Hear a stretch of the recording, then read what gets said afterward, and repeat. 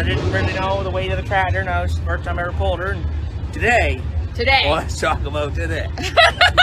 I put her in the 16,000 pound class. I put her in turret gear. They were all 280, 290. One was 310, maybe 312. And you were? I put her in at 370 feet right in the sand pond. The only mistake I made, I didn't put her right in the registration booth with the girl. Let's make some noise. Good running. John Deere out of Ocean, Iowa coming up. We got one right behind you.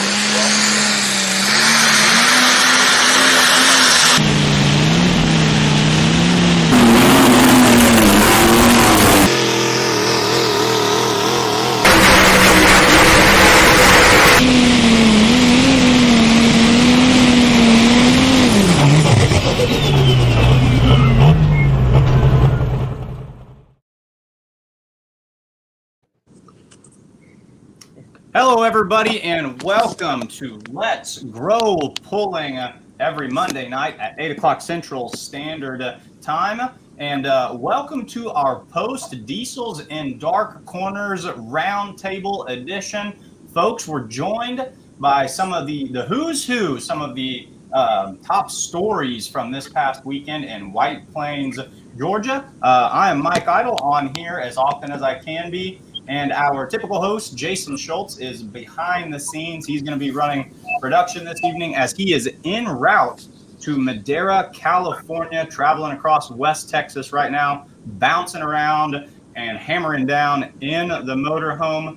So, gentlemen, welcome to Let's Grow Pulling. Thank you for being here, and congratulations to each of you on your contributions and your success at Diesels and Dark Corners. What a big one it was.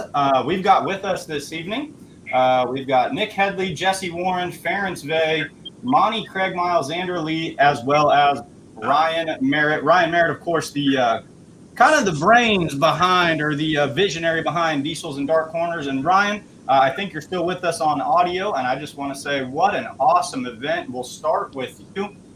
Ryan, what'd you think of the biggest edition of this pull so far? It was something for the books. It was spectacular. All the pullers putting on an awesome show, and all the fans packing out all the bleachers and the grounds. It was something very impressive.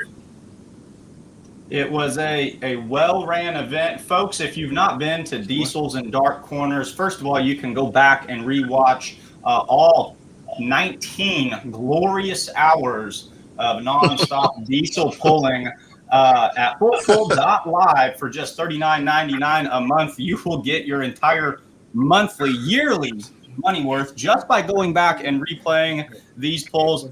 It was truly a marathon. The folklore around this pull, it's turned into an event in and of itself. We had 175 trucks go down the track both Friday and Saturday night. It was a 10-hour pull on Friday. They bumped up the start time on Saturday. They got us out of there no later than a typical pull would end at around 12:30, still around a 9-hour show, and you can go back and watch all of it. Definitely worth watching. But yeah, Ryan, the fans hung in with us very well, I thought, considering the length of the pull and how long those pulls went on. So you had to be pleased with the fan turnout, I assume.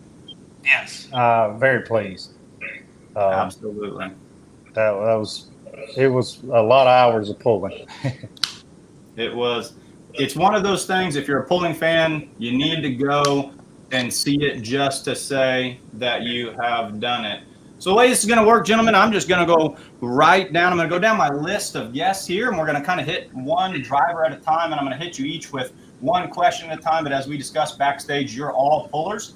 Definitely jump in with your opinions on what you saw out there. So in no particular order, just the way I have them written down, the first individual that we're going to talk to, Nick Headley, in the Bender Edition Super Stock Diesel 4-wheel drive truck, Saturday night winner. Let's ask the obvious question first. Nick, what's it mean to win Saturday night at Diesels and Dark Corners? Oh, man. Really doesn't make sense. Body from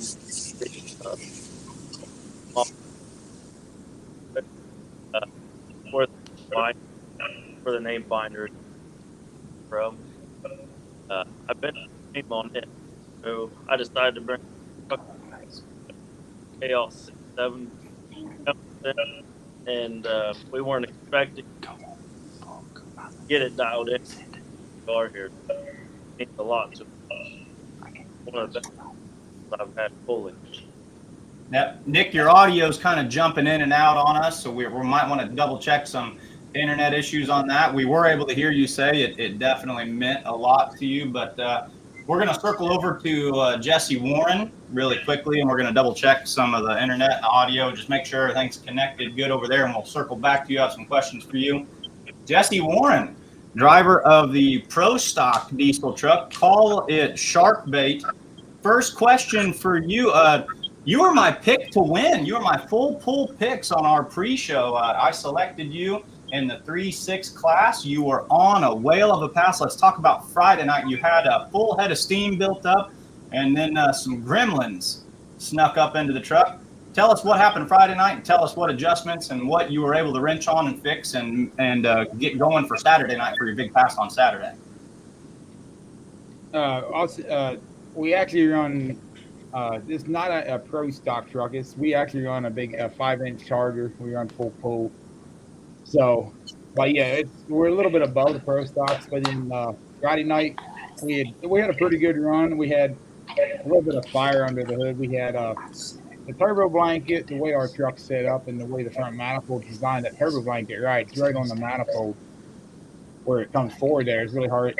There's really not much way around it. So we had a little bit of fire there, and then when I think I sprayed a little bit, and we have electronic water injection on that truck, and it caused they sprayed it. It actually caused one of the micro switches to kick on. We had some water get in the engine after we were pulling it out back to the pits again. So then we had to go through the engine a little bit. We didn't make a whole lot of adjustments for Saturday, and Saturday it went really well. I was really happy with the weekend. Everything went really well.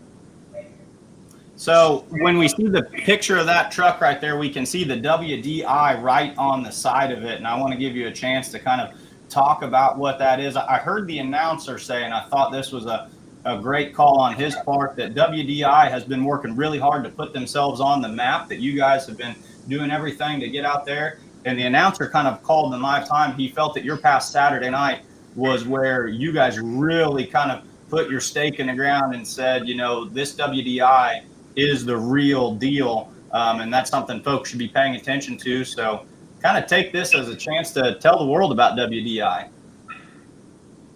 Well, it's been a struggle. We've been in this for quite a while, and we're not quite where we need to be. I feel we still run electronic UE injection. That's what those trucks come with. Those engines come with. We've been working with that for a number of years now. We're actually planning on next season. We'll probably have a new truck out. We're going to go to the full mechanical engine probably. Well, it's been a long road getting to where we are at now. And that truck you see there, that's pretty much everything we make for that is in house. We make our own billet block. We have our own billet heads. I think pretty much the only thing original on that engine is the crankshaft. We make pretty much every part of that engine down to the injectors. We do everything in house there. And then what you see there and what we did down there this last weekend is about as far as we can possibly go with the Huey injection. I feel we might have a little bit more left in it, but I don't see a lot. We're not quite on what Nick Hadley got there. That's the next level stuff. So we really need to go to the mechanical pump in order to compete at that level. But where that truck's at now, I'm pretty happy with it. Yeah, I think that truck is definitely an X factor. That's the way I kind of view the shark bait truck. It's one of those that can show up anywhere, and people are going to kind of hold their breath a little bit, knowing that at any given point, it's going to run right up in there in the top 3 and even grab a win. So a very impressive display. I want to talk to Ference along with you a little bit. Ference, you guys pulled in the same class with Nathan behind the wheel. You guys are running a true Ford under the hood, and I believe Jesse Warren, you're running something similar, correct? Running a 6.0, is that right, Jesse? Yeah, when it comes to that, yeah, we're both. They run a true Ford. We run a true Ford, and from what he told me this weekend, I think they're still running the true Ford injection system, same as we are. But we got the Huey injection. It's a little inconvenient sometimes, but we're right there. We're all the same about when it comes to that.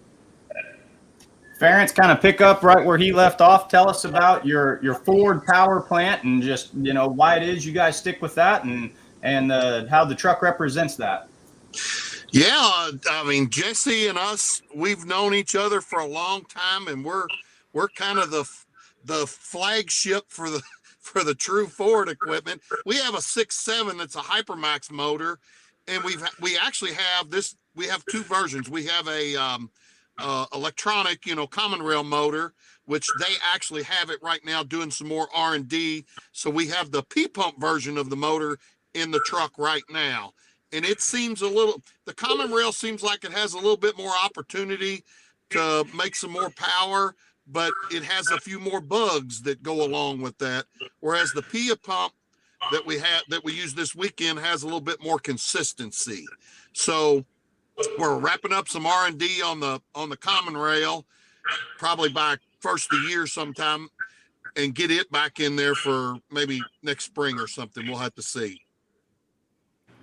So, Ference, you had a really interesting weekend. Your son was out there. He was going to war on that awesome power track, and you were kind of our old reliable commentator. Jason always says, go find us someone fun to talk to, find us someone to put in the trailer. You spent an extensive amount of time commentating and color announcing alongside Dan Mayer in the full pull booth. What was that like? Oh, that was a hoot. Nate had a big monster pass Saturday night. Friday night was a little bit of a struggle. And right after I came off the track both nights, you and Dan hollered at me about coming in the booth and being the color commentator for the super stock class. So I just jumped in there, and boy, we just made a big time of it and just talked about the behind the scenes stuff going on with folks. And, like the story with Van Hazley and his grandson Trip. And we talked about that and the different guys, what kind of setups we got. I was even teasing about my buddy Jesse there a little bit. I said, Jesse's going to go down the track turning, 8 million RPMs. And sure enough, he did. And we just had fun. And Dan's a great guy to work with. Oh, yeah. And we just had a big time.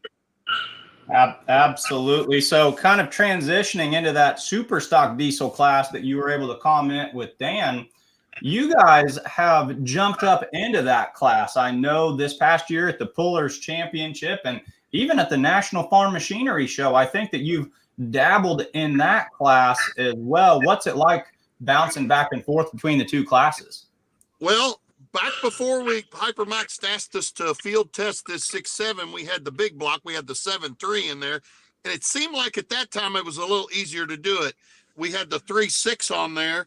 We just, knock a few bolts loose, stick a 4.4 or whatever we had available at the time. I think it was a 4.4. It was a 5.1 frame with a 4.4 inducer, and just, stick it on there and turn the pump up a couple turns and go play with the big boys. And actually that platform had a lot of success with that bigger charger on there, more so than it did in our home class.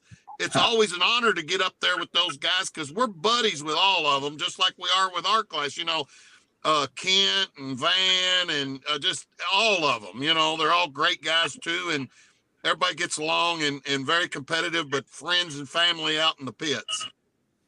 Absolutely. That's what pulling's all about. You briefly mentioned the awesome story of Trip Hazley picking up his first career victory Friday night in the legendary truck. I interviewed Trip once he took the lead and then kind of talked to him throughout the night on Friday. And he was in a good way. I mean this as a compliment, but he was shaking. He was visibly, the nerves were there. The excitement was there.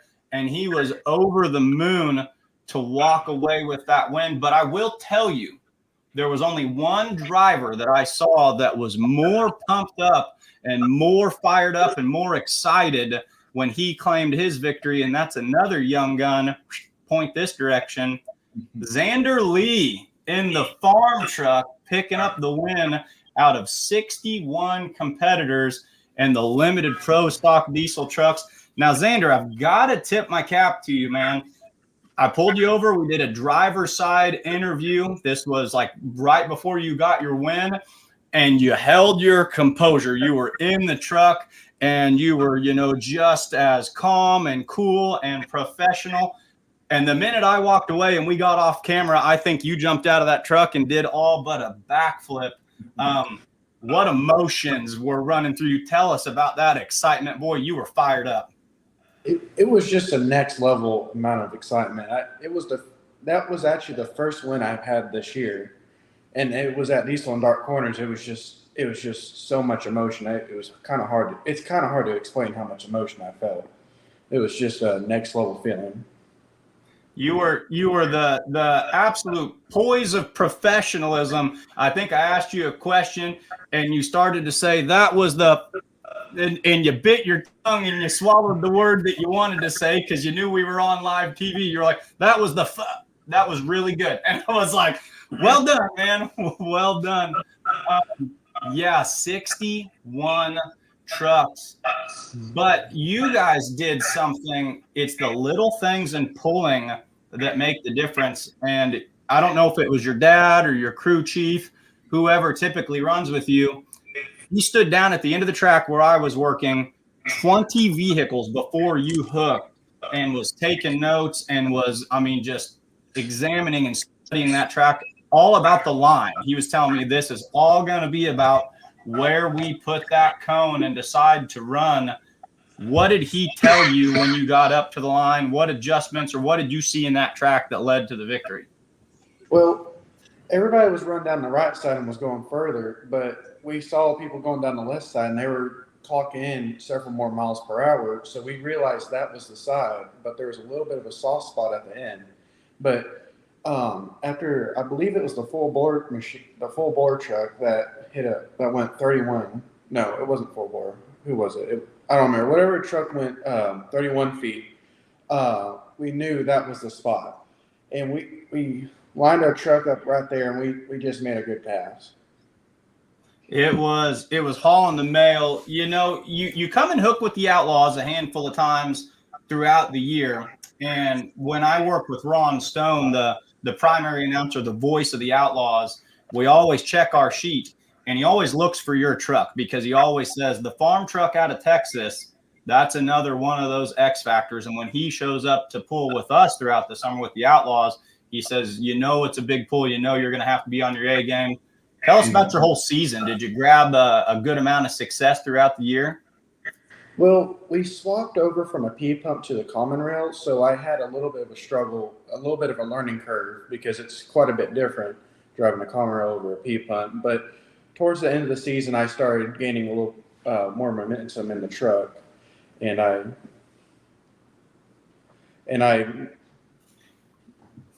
mainly got. I've had several seconds and thirds, but we gained a lot more momentum towards the end of the season. Yeah, absolutely. And boy, if you're going to have the crown jewel somewhere, why don't you reach over there? I know it's sitting close to you. Show us the hardware, buddy. The Diesels and Dark Corners belt. And you put that thing on like a wrestling champ when they were interviewing you trackside, didn't you? Yeah, I did. Was it more fun to win or more fun to have your picture taken with the belt surrounded by the full pull Pix girls? Well, I feel like the entire event was all together was just a great time, in my opinion. That's awesome. A favorite part.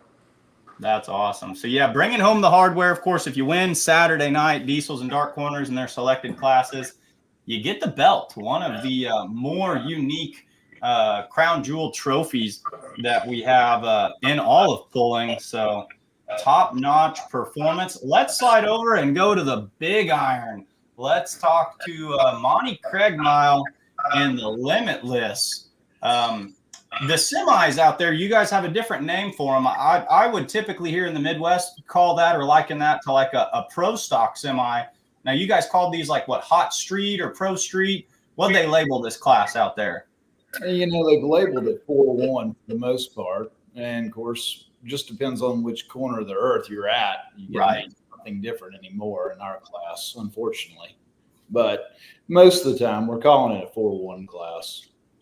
Of course, referencing you guys are running a single charger, running that 4.1 charger, just like the 9500 limited pro stock tractors would run. Tell us about your experience this weekend. What were your biggest takeaways, and what was it like walking away with a victory on Saturday night? Well, Georgia has always been our nemesis for the last, well, this is our 3rd year there. The first year we went, we had to make some changes right before we went down. So we started on like Wednesday, Thursday, we worked all day. We worked all night, got done at 5 o'clock in the morning, jumped in the truck, loaded it, headed south, got down there and hooked that night and made it maybe 3 foot before it busted the rear end out. And then the next year, last year, we couldn't hook up. We were running that cab over and we never could make that whole thing work. So after kind of the changes, the sleds kind of started changing how they started loading our hitch a little bit. And really, we couldn't make that whole factor work for us. So then we built a whole new truck this winter, and we were happy to see to get that nemesis off our back this year. Kind of a monkey that had been plaguing you. Now, you guys had a pretty big class too, double-digit number of semis that ran through there. Was it? Well, how many did you have in your class? Do you remember? I don't know. I don't remember. It was a very good turnout for our class. How does that Georgia clay, especially that bright red dirt, that surface that we pulled down there in Georgia, talk to us about track conditions and what you thought of that power track? Well, that's what we like. I mean, we want a power track. That's what works best for us. But Saturday, we decided to change a hitch, which was a very bad idea. We ended up moving it around, and it flat shook me to death. I can't believe it made it off the track. Going down the track, I said, there's no way I'll make it to the end, and I just wouldn't let out of it because I was really tired of that monkey that rode me the whole time. So she made it to the end. Luckily enough, made a pass, but it was a pretty bad pass, but it still played out. Yeah, I think when we spoke about it, the first thing I said was like, man, you had a lot of speed. And you actually said, well, the miles per hour were less than what we felt we had in that truck due to some of that hopping and jumping. But you know what? It was enough to get the job done, right? Yeah, I mean, we lost that. We lost that run off the line. That was the biggest factor because, we lost that first 150 foot. And we shook so bad, and that's where we really need to get up and get going. And we couldn't get that, but it still played out okay. Yeah.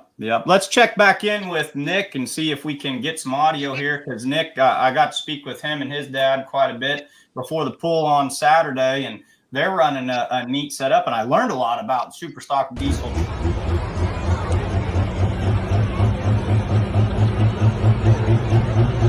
Slowly brings her up. Bring him up too fast and you just fall right on his face. Won't run at all.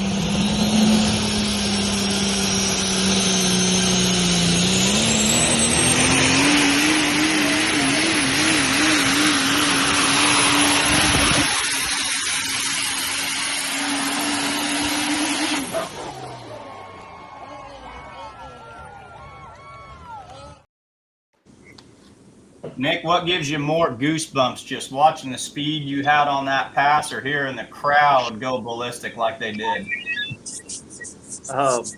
Well, can you hear me now? You're crystal, buddy. We've got it resolved. Awesome. Oh, man, I think it was the crowd more than anything when I got jerked back on the track. That was probably the most intense crowd I've been around when it came to polling. Them people really, they made it fun. They made it a lot of fun. And to go back to what I was saying, this truck is a new setup. I think that was only like the 15th pass on the truck. I bent the frame on the other truck, and I had to steal the body off of it. And that's where I was saying it's named Binder Edition because the other truck has an international motor in it. We brought this Cummins out, and it's a Chaos block with a Performance Pros chassis. And we've got a good friend named Dave Sapp that we've been working hard on tires with. And we went back to the Weimer fueling, and it's out pretty well for us.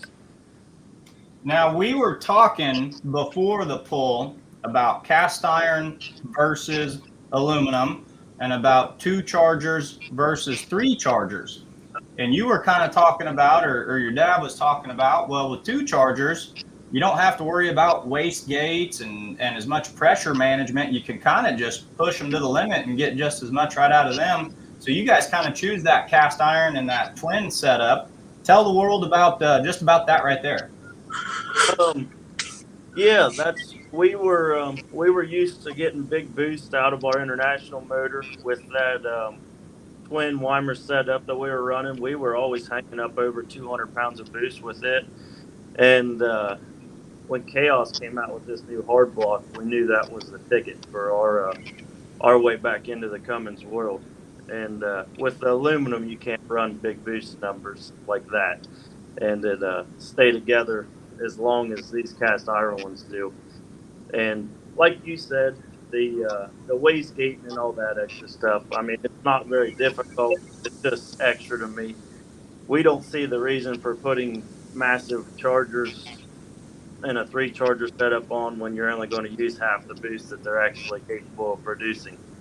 So that's where we stand with that, and I'm pretty confident in our horsepower with our twin charger setup.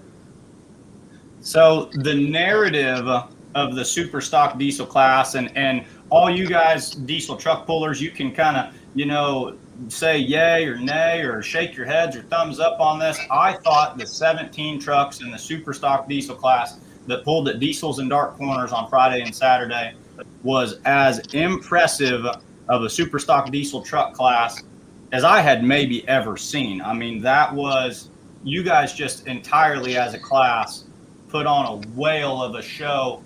The shark bait.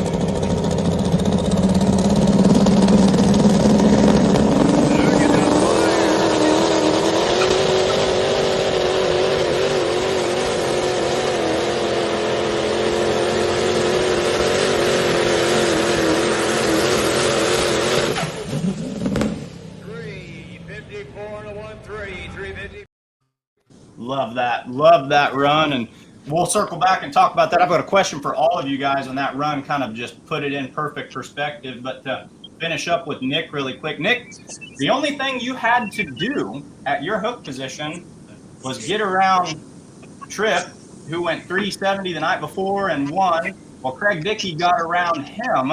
So all you had to do was get past the rock hard ram and then get past the Cummins killer, of course, your national champion in the Grand National Division.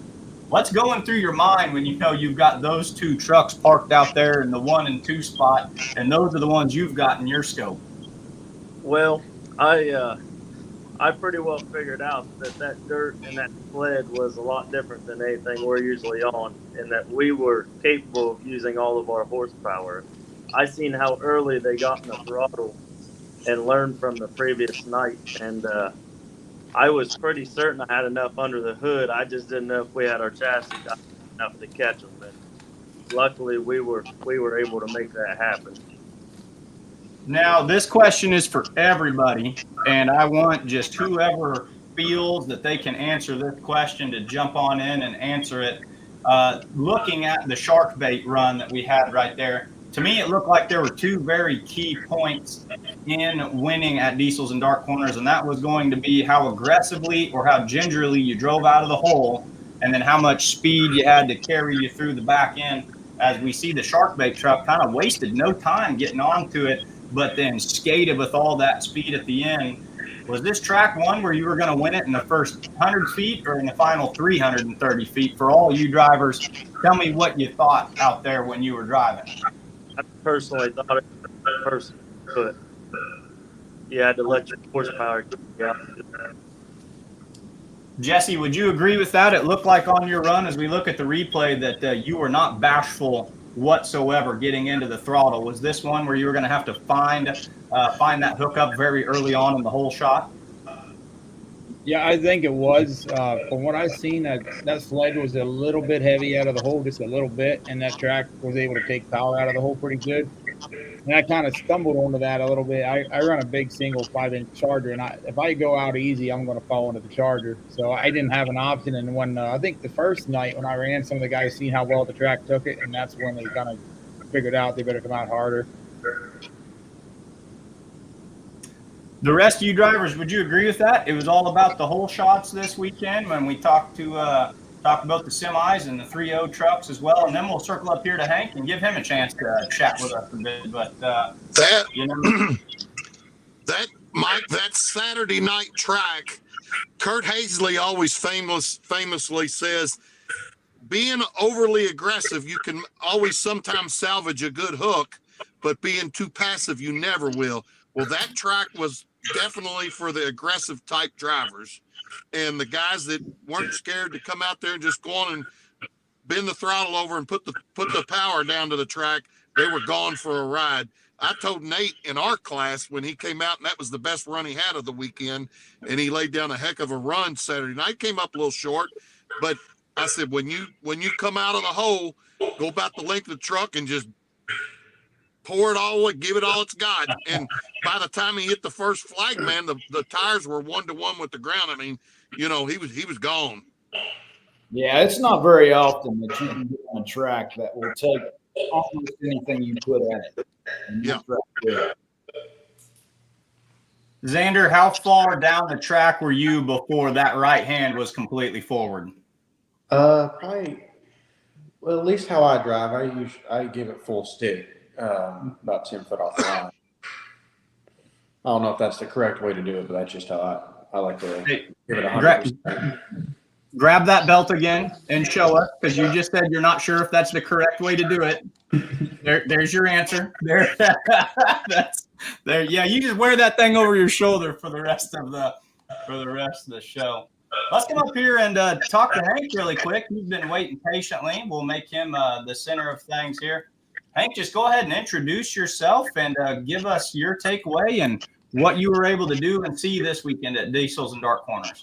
Yes, sir. Hank Carlton, I guess, co-owner of Liberty Truck and Pool with Ryan down there, and I saw a good event. I saw a lot of people that come a long ways to support us. A lot of good sponsors. It was a event for the record books, in my opinion, and not a lot of issues, and that's all we look for down here, is to put on a good event, not have a lot of issues, and make people have a good time down here. And I think for the most part, I think everyone did. You know, because like you said, the track was good.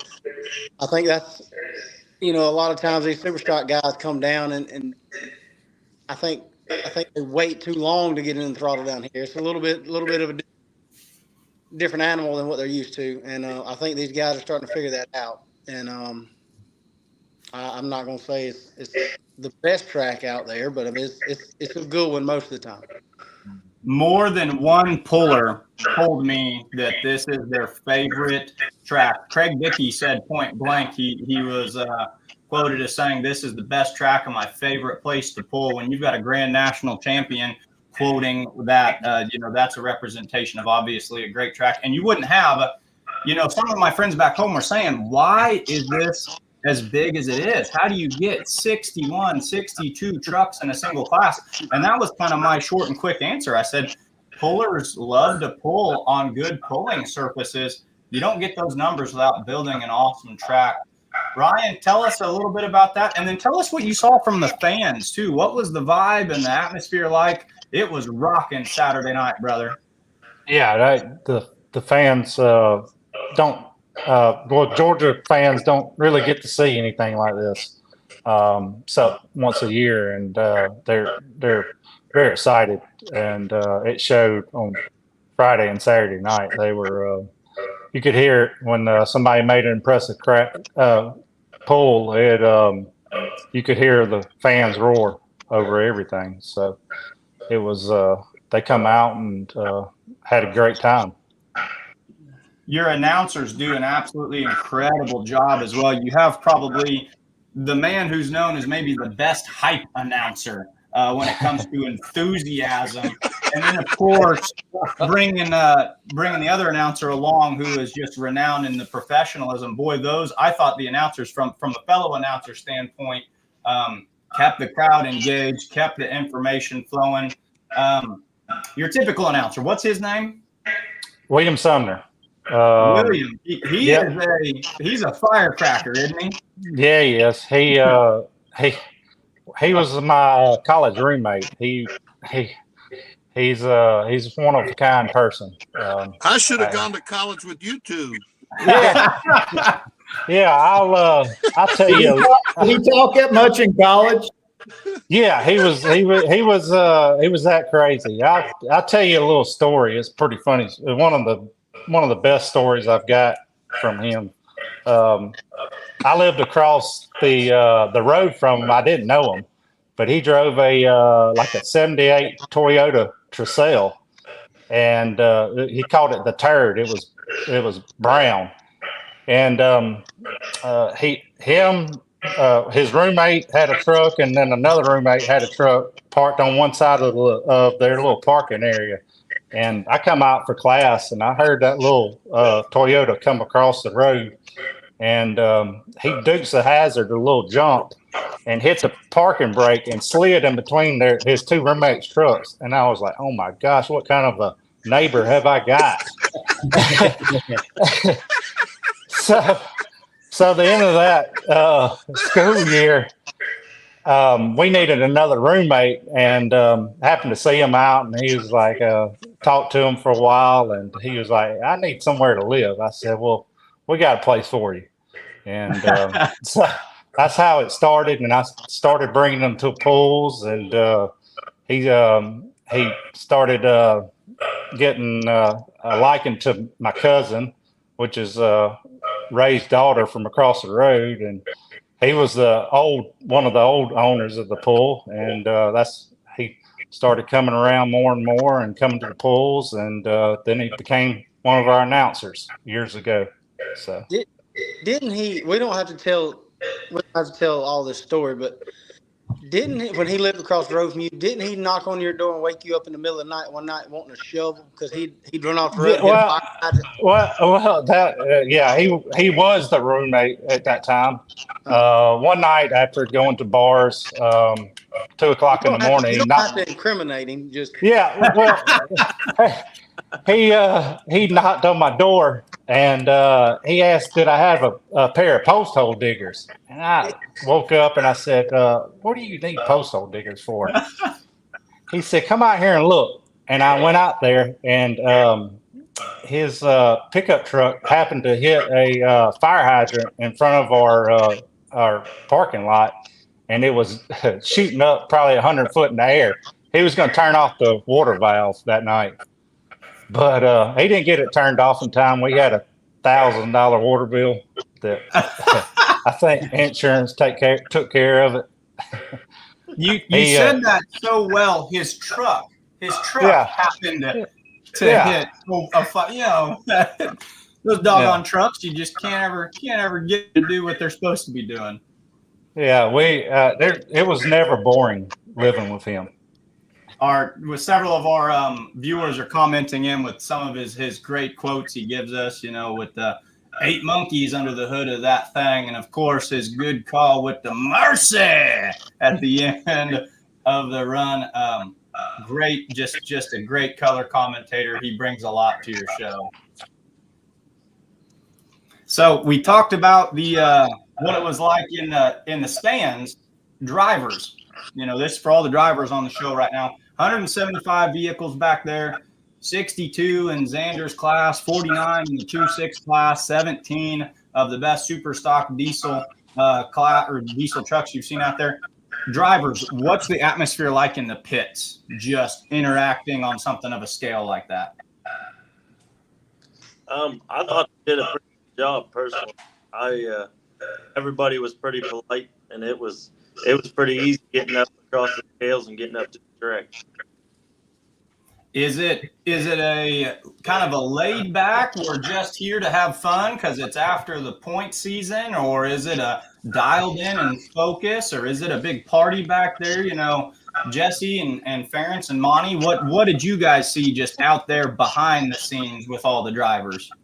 Well, of course, everybody's going to win. We all want to win, but it's a very laid back atmosphere.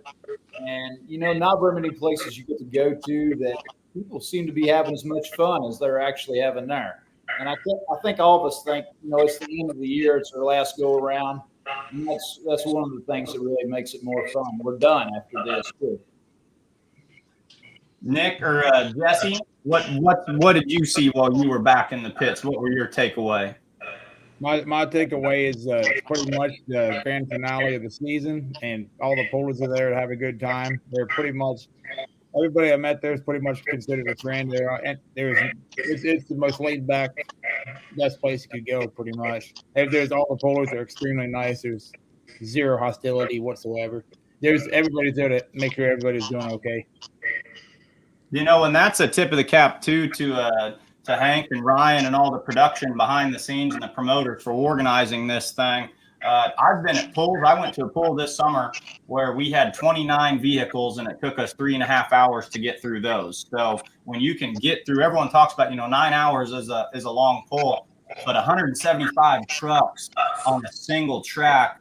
I mean, really, I never saw any, kerfluffle when it came to staging, and the trucks were up there. I had to cut my interview short several times because the next truck was staged so quickly. It's easy for things to go well when the guys have done a great job planning and touching all their bases on that. I want to give I guess something that helps us get, I think Mike Burton come up and said there was 2 minutes and 30 seconds on the DOT tire between each truck, and Jeff Burton and Ted Ferguson on the scrape and pack tractors, they helped tremendously on getting the truck downtown that low. So they do an excellent job on grading that track off in between each pull. Yeah, those guys are really awesome. Yeah. Hey, Mike. What's up? Only comment I have about that is that if this thing grows any more than it already has, I want to buy the property next door so I can rent it back to Hank and Ryan. Yeah. So that was kind of the question, and I didn't know how I wanted to go about it, but since we're there, we'll talk about it. Ryan, you were on the show. I remember interviewing you in 2023 when you were on Let's Grow Pulling and talking about this, and you said, we hope that this thing just keeps getting bigger and just keeps getting bigger. It's big, man. It's big. Yeah. What do you see in the future? What's it look like if these numbers get up to 200 to 225? Of course, I hate to put that question on you because we're 2 days removed from the pull, and you probably want to just sit back and enjoy the fruits of your labor for a little bit. But wow, this thing is just remarkable, Me and Hank and Dennis, the other owner, we've been talking. There's a lot of options on the table.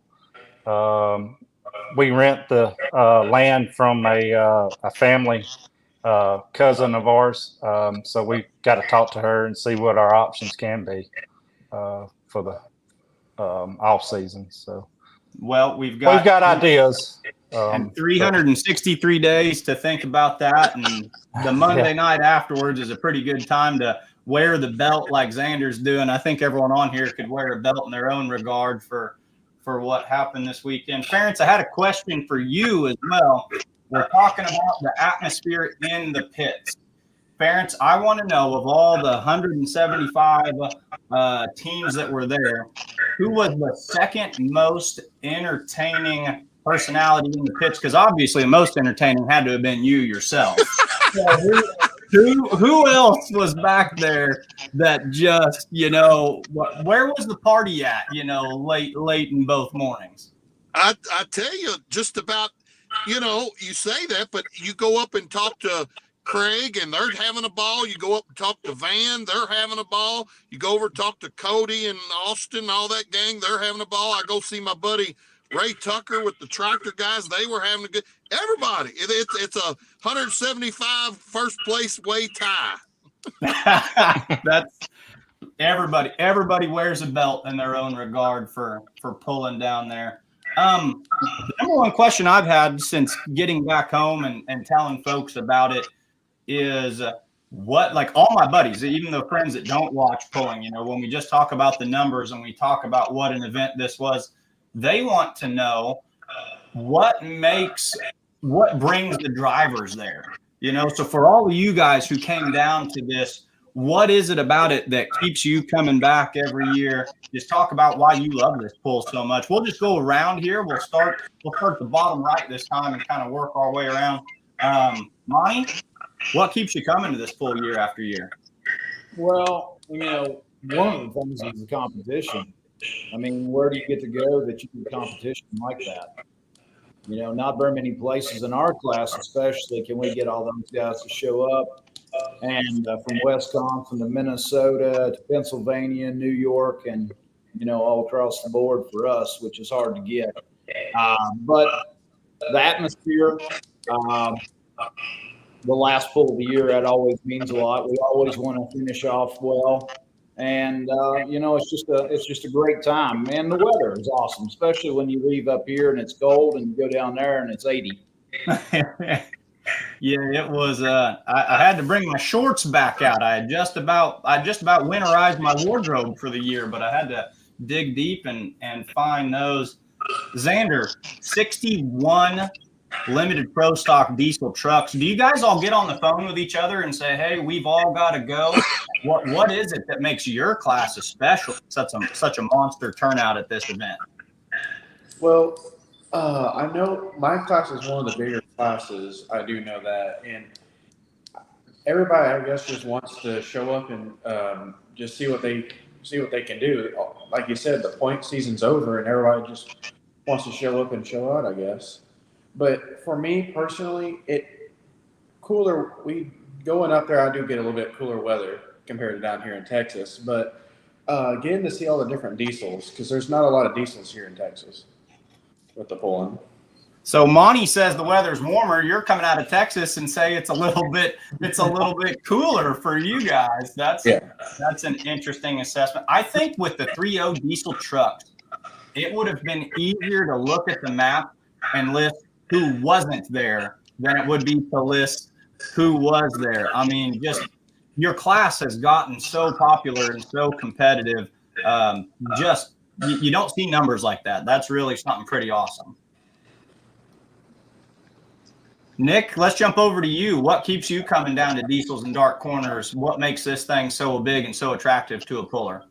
Well, this was my first down. I've never been able to come down before running Madera, and I had a pretty good feeling that Craig Dick was going to be there. I remember Hazley saying something about them going. I just pulled against them over at Weaklands, and I wanted to see how I could against the best. Well, you had to be pretty pleased with how you did against the best. So, yeah, that's. Will you be back next year? Yes, for sure. Yeah. For you. Yeah. Absolutely. He's got to defend that belt title. Yeah. That's what you guys need to do, is make sure you bring them back with you. If I was a belt winner, I would walk around all day Friday just kind of wearing it casually, pretending I didn't notice, and just kind of send the message, "This is mine," until someone takes it from me. So you have to put your belt back on. Xander, is the belt going to make the trip with you back to White Plains next year? Yeah. Ference, what brings you guys to diesels and dark corners every year? Two things: that red Georgia clay straight out of the My Cousin Vinny movie, and then the second reason is old William Sumner. I just want to hear what he's going to say every year. And last year he got up there, and it was my birthday on Saturday night, and he sang "Happy Birthday" to me. Can't beat it. Jesse, you're coming down to diesels and dark corners. What brings the drivers there year after year? For me, it's the warm weather. It's cold up here this time of year here in Pennsylvania, and down there you got warm weather. You got the red Georgia clay, that good Poland clay down there.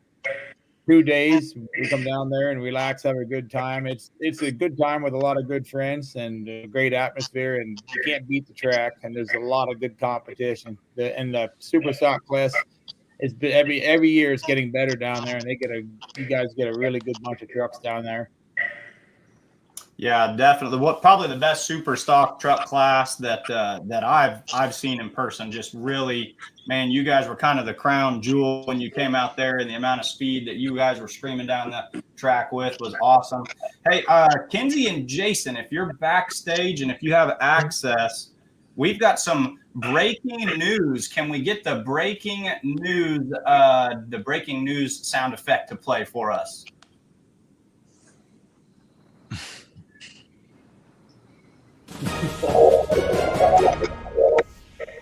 All right, guys, we have some breaking news. To this point, it has been a truck driver exclusive looking at Let's Grow Pulling, but truck drivers just joining us. We got a tractor driver jumping on the show, so everyone look down to the bottom right of the screen and give him a polite wave or a stink eye, whatever it is between the truck and the diesel drivers. But Nathan Tucker joining us, piloting that 1066. Xander Lee takes home the most enthusiastic award. Trip Hazley was right behind him, but right in the mix. Nathan, buddy, you were pretty doggone pumped up when we had a chance to chat on Saturday night, too. You still got that grin on your face. Are you still riding high after the big win on Saturday? I am. It was a great opportunity. We were super excited to go down. Me, my dad, and our crew, we've been talking about going down for 2-3 years now. We talked a lot about it. We really wanted to come last year, but just couldn't make it. So we were really, really pumped to be done with harvest early this year and be able to come down. And to be able to come down and win was just the cherry on top. It was great. We were super excited with it. We couldn't ask for anything better. I mean, it was just exceptional. Just very, very thrilled. That's awesome. One thing I love that the promoters do with this, obviously people think of diesels and dark corners, and it is, one of the biggest diesel truck shows in the world. But the nice little cherry on top is they say, well, we're going to sneak in a tractor class too.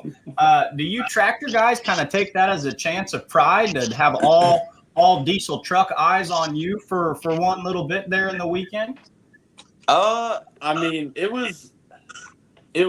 is all truck pull. I mean, it was a little different being the only tractors there, but we felt like we put on a pretty good show and held our weight and didn't disappoint anybody, at least. So we were pretty proud to be there, and that goes for almost everybody in our class. So we were all real happy to be there and felt good coming down.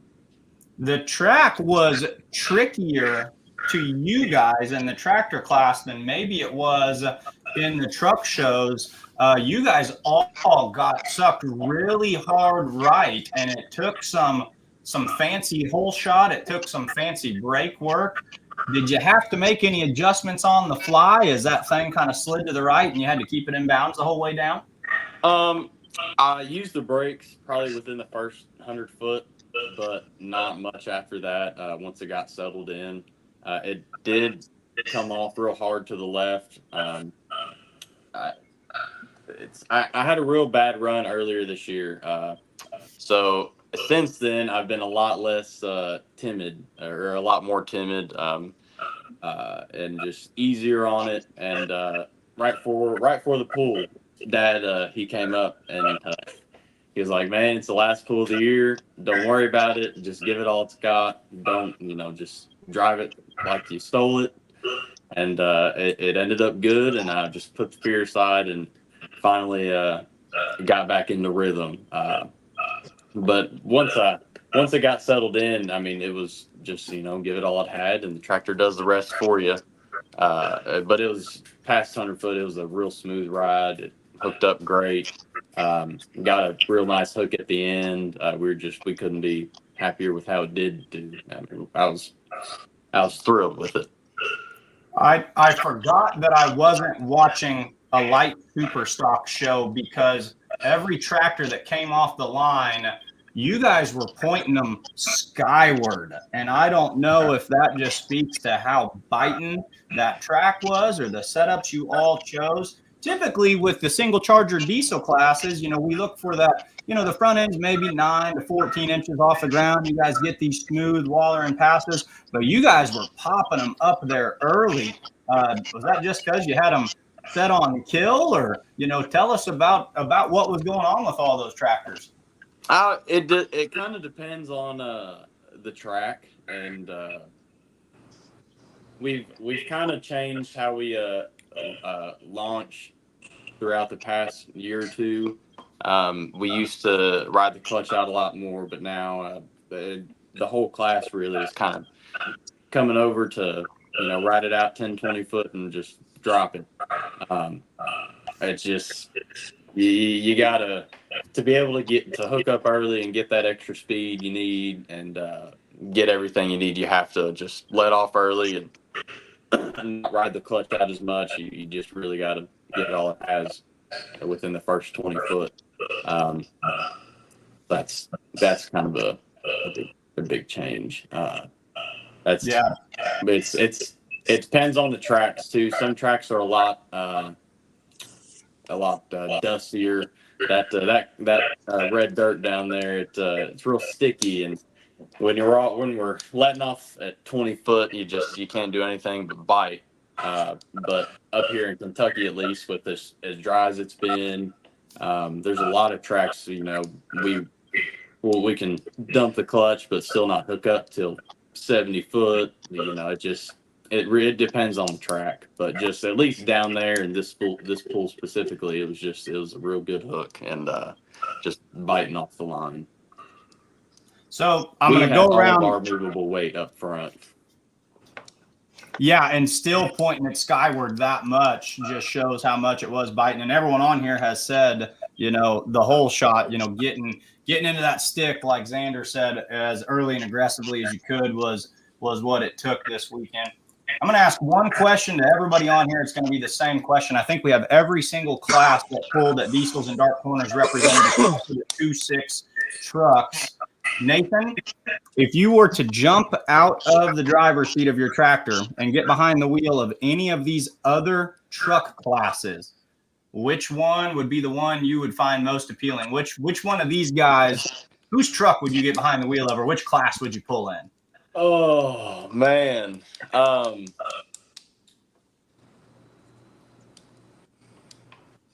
Probably super stock. Mr. Warren, that was an exceptional pull. I really enjoy watching you pull. It's a great class to watch, watching everybody. If some give it off the line immediately, some go halfway down the track and give it everything it has. It's always something screaming in that class. It's great to watch, and to drive one, it'd be nerve-wracking, but I would love to do it. Jesse, if you were driving any other class that's represented on this screen, which class do you think would be the most fun to go play in? If I was to pull in a different class, just watching there this weekend, I was watching those guys in those big rigs. Probably the 4-1 class they had there in the semi class, I was kind of caught my eye a little bit. I have a couple semis up here, and I thought about maybe someday building a C15 and running that class. But yeah, that's the class I would be interested in messing with at some point if I would switch classes ever. Ference, you guys have pulled in 2 different classes. Is your answer going to be the super stock diesel trucks, or which guy here on the screen, whose class would you jump into? I really, any of them, and I don't mean that lightly. We're blessed to be doing what we're doing, and I would, I love what we do, and I love what all the rest of them. I'd trade with. I'd do any of them. It wouldn't matter to me. Pulling's good no matter how you do it. I was, looking at the screen, it was going to come to me next on the class or on the rotation. And there's one class we haven't talked about all this weekend. That'd be the class I would feel most comfortable competing in. That would be the pedal tractor races. If they started the Saturday night show off, I think that would be the only thing that the boss man Jason Schultz would allow Mike Idle behind the wheel of. So they didn't get any love, but that's the only place that you would find myself is in the pedal tractor races, and I still wouldn't feel very good about my odds in that one. Monty, if you were going to get behind the wheel of somebody else's class here, who would you go compete with? Oh, it'd have to be Super Stock Diesel. Without a doubt. That's where I would ride. Kind of self-explanatory on that answer with how awesome that class is. Xander, you guys are right as rain in that 3.0 class, but if you were somewhere else, where would you be? Well, quite honestly, I would like to try out one of the tractor classes. Sure. They're just so interesting to me. But I don't know if I could get over the nerves of driving up a wheelie down the track, though. But it'd be really interesting to me. They drive themselves. It's easy. I've always thought that, if I was forced to get in the world of pulling, I would want all 4 or 6 tires, or 2, 4, 6, 8, 10 tires to be on the ground as much as possible. Let's go back again. You guys have been awesome, and I just want to give each and every one of you a chance to give a shout out to anybody watching or any thank yous. It takes a village to go pulling. Ference, who do you need to give a shout out to? Who do you need to give a thank you to before we sign off here? Has to be Hank and Ryan and their families and all the fans that showed up. Well said. Well said. Couldn't agree more. Nathan, who's your thank you and your shout out go to? My mom and dad. I mean, they're always there. We wouldn't be doing it without them. It's always great. I really enjoy pulling with my dad. A huge thanks to you guys for having us down. It was a great opportunity. We'd love to be back, and will be, and really look forward to it. Absolutely. Well said. Jesse, thank yous and shout outs. It's your time, buddy. And all the guys down there helped put the show on this weekend, Hank and Ryan, and then as far as on our truck, Weimer there, Jim Kalinowski at Weimer's, he helps us out a lot, and anyone that's helped us out down there and all the good people down there, I thank every one of them. Donnie Reeve is a modified 4-wheel drive truck driver chiming in with a comment out of California. He's going to be at the Golden State Invitational this upcoming weekend. And he says super semis would be, of course, he's a truck driver by trade, so that would fit like a hand in a glove. So good comment from Donnie. Glad to see he's watching. Xander, thank yous and shout outs. You have the floor. Well, I want to thank my clutch sponsor, Valor Clutches. He set me up with a pretty good clutch this year. And I would like to thank O'Brien Diesel for working with us this year with my new common rail system. But of course, I want to thank my father for helping me into truck pulling and helping me through this entire process.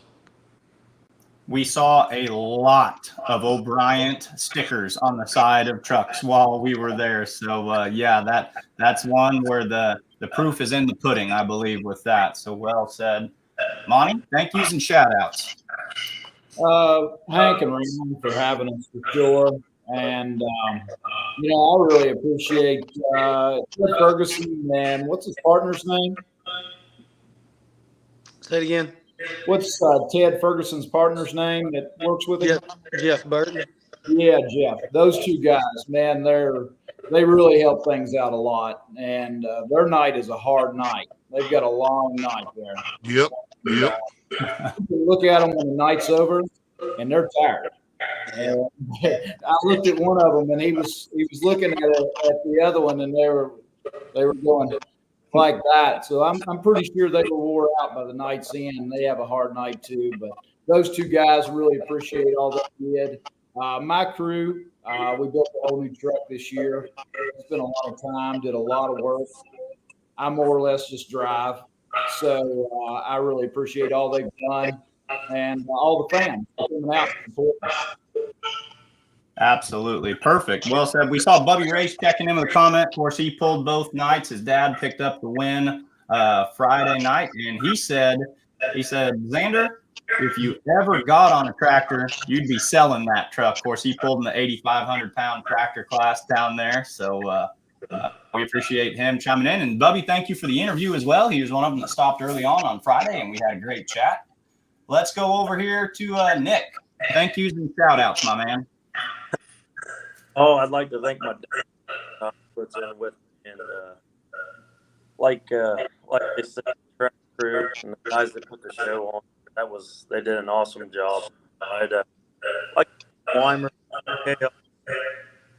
for their great engine vlogs. I thank Dave Stats for his entire crew, and everybody else involved. Hey, Absolutely. Definitely takes a whole crew, takes a whole village. And last but certainly not least, the man behind the scenes helping make everything happen. Hank, huge event. Where do your thank yous and shout outs go to? Well, first of all, you gotta thank these pullers and these sponsors for supporting us, and they've done it for a long time. I don't know why they're crazy enough to drive all the way down here, pull the sled, but they do it. We have I want to shout out. We have a lot of good local people that help us out. A lot of good volunteers that kind of work behind the scenes, whether it be flagmen or unhooking chains and lining up trucks. And there's a lot of good people, and we also have added some help from out of state. Like you mentioned, Ted and Jeff working that track. I don't know what we would do without them. I don't know how we did it before them. And then we got Leroy Brown. He's a PPL scale guy. He's been down for a couple of years now, helping us with the scales. Him and his wife came down this year and helped with the scales, taking that load off of our back. These people that step forward and kind of take even if it's just a small load, like just taking these loads off of you on this big weekend, it makes a difference. And I don't know where we couldn't do this with all the help, so. Yeah. Oh yeah, absolutely. Something this big to run that smooth. You guys have got your act together, and it obviously does take is all hands on deck, but you do a great job building and continuing those relationships and making sure that it always gets done excellently. I know Jason's watching in the background. I can see him bouncing up and down the road right now as he goes through Texas, and he can double check me right here. But folks, I think that's about where we need to be on our time for this segment. Might have even ran over a little bit, but I'm not going to apologize because this was fun and that was awesome. You, the pullers, you, the promoters, you guys are the ones that make this so awesome. Thank you to each and every one of you for being on here. This was a great time on Let's Grow Pulling. Best of luck in your 2025 seasons. And thank you to all of you for making Diesels and Dark Corners such a great event this year. Hope each of you have a great night, and we're going to transition over to our next segment, and I'll just let behind the scenes kind of handle how we transition to that. So thank you all for coming on. Pulling is fun, y'all. Thanks for having me. Thanks, Mike. Angry Duck Graphics has the biggest, baddest merch shop around. Check it out at shopangryduck.com and buy a Remedy shirt while you are there.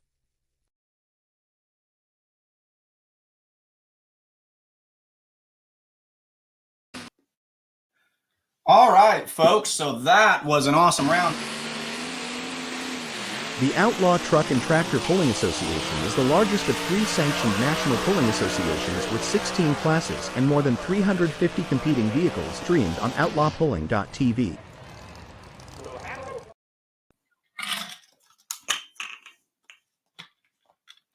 All right.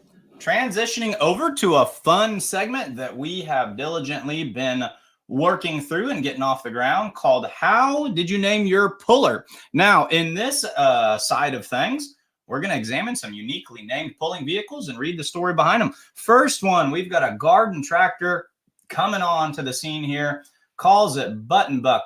Robbie Lesmeister. He wants the world to know that this awesome John Deere modeled after the 4620. He says, when I was building mine, I wanted it to look like a miniature version of the big boys. The best name I could come up with for a miniature or baby version was Button Buck. I love that. All you hunters out there, you know exactly what a button buck is. They get big, and of course, those are your ones you're looking for. So the Button Buck, submitted by Robbie Leesmeister. Jim Piper comes in with a good-looking, unstyled, this is going to be a John Deere A or a John Deere B. Calls it the Mighty A. So there's your answer right there. Of course, this one's going to be pulling in a Classics division. He wants the world to know. He says, the first time I had ever pulled a big sled, the Class 7, mine was still a 4,500-pound Division 1 and 2 tractors. Pulled against the 6,500 Division 3 tractors, and hey, it held its own. So from that night on, that's what everyone called it. Not bad for a 45 pulling with the 65s, the Mighty A.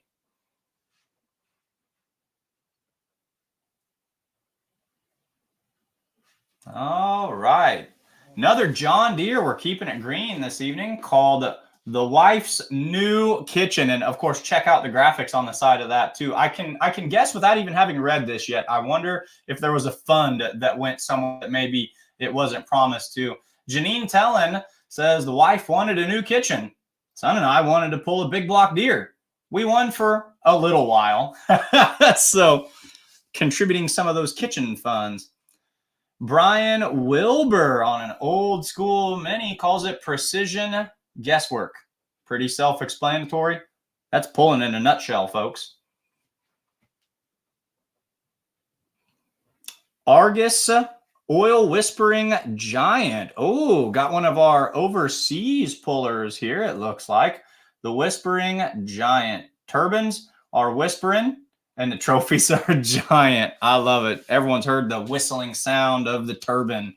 4 of them on that big machine. All right, another garden tractor going back to the Fords here.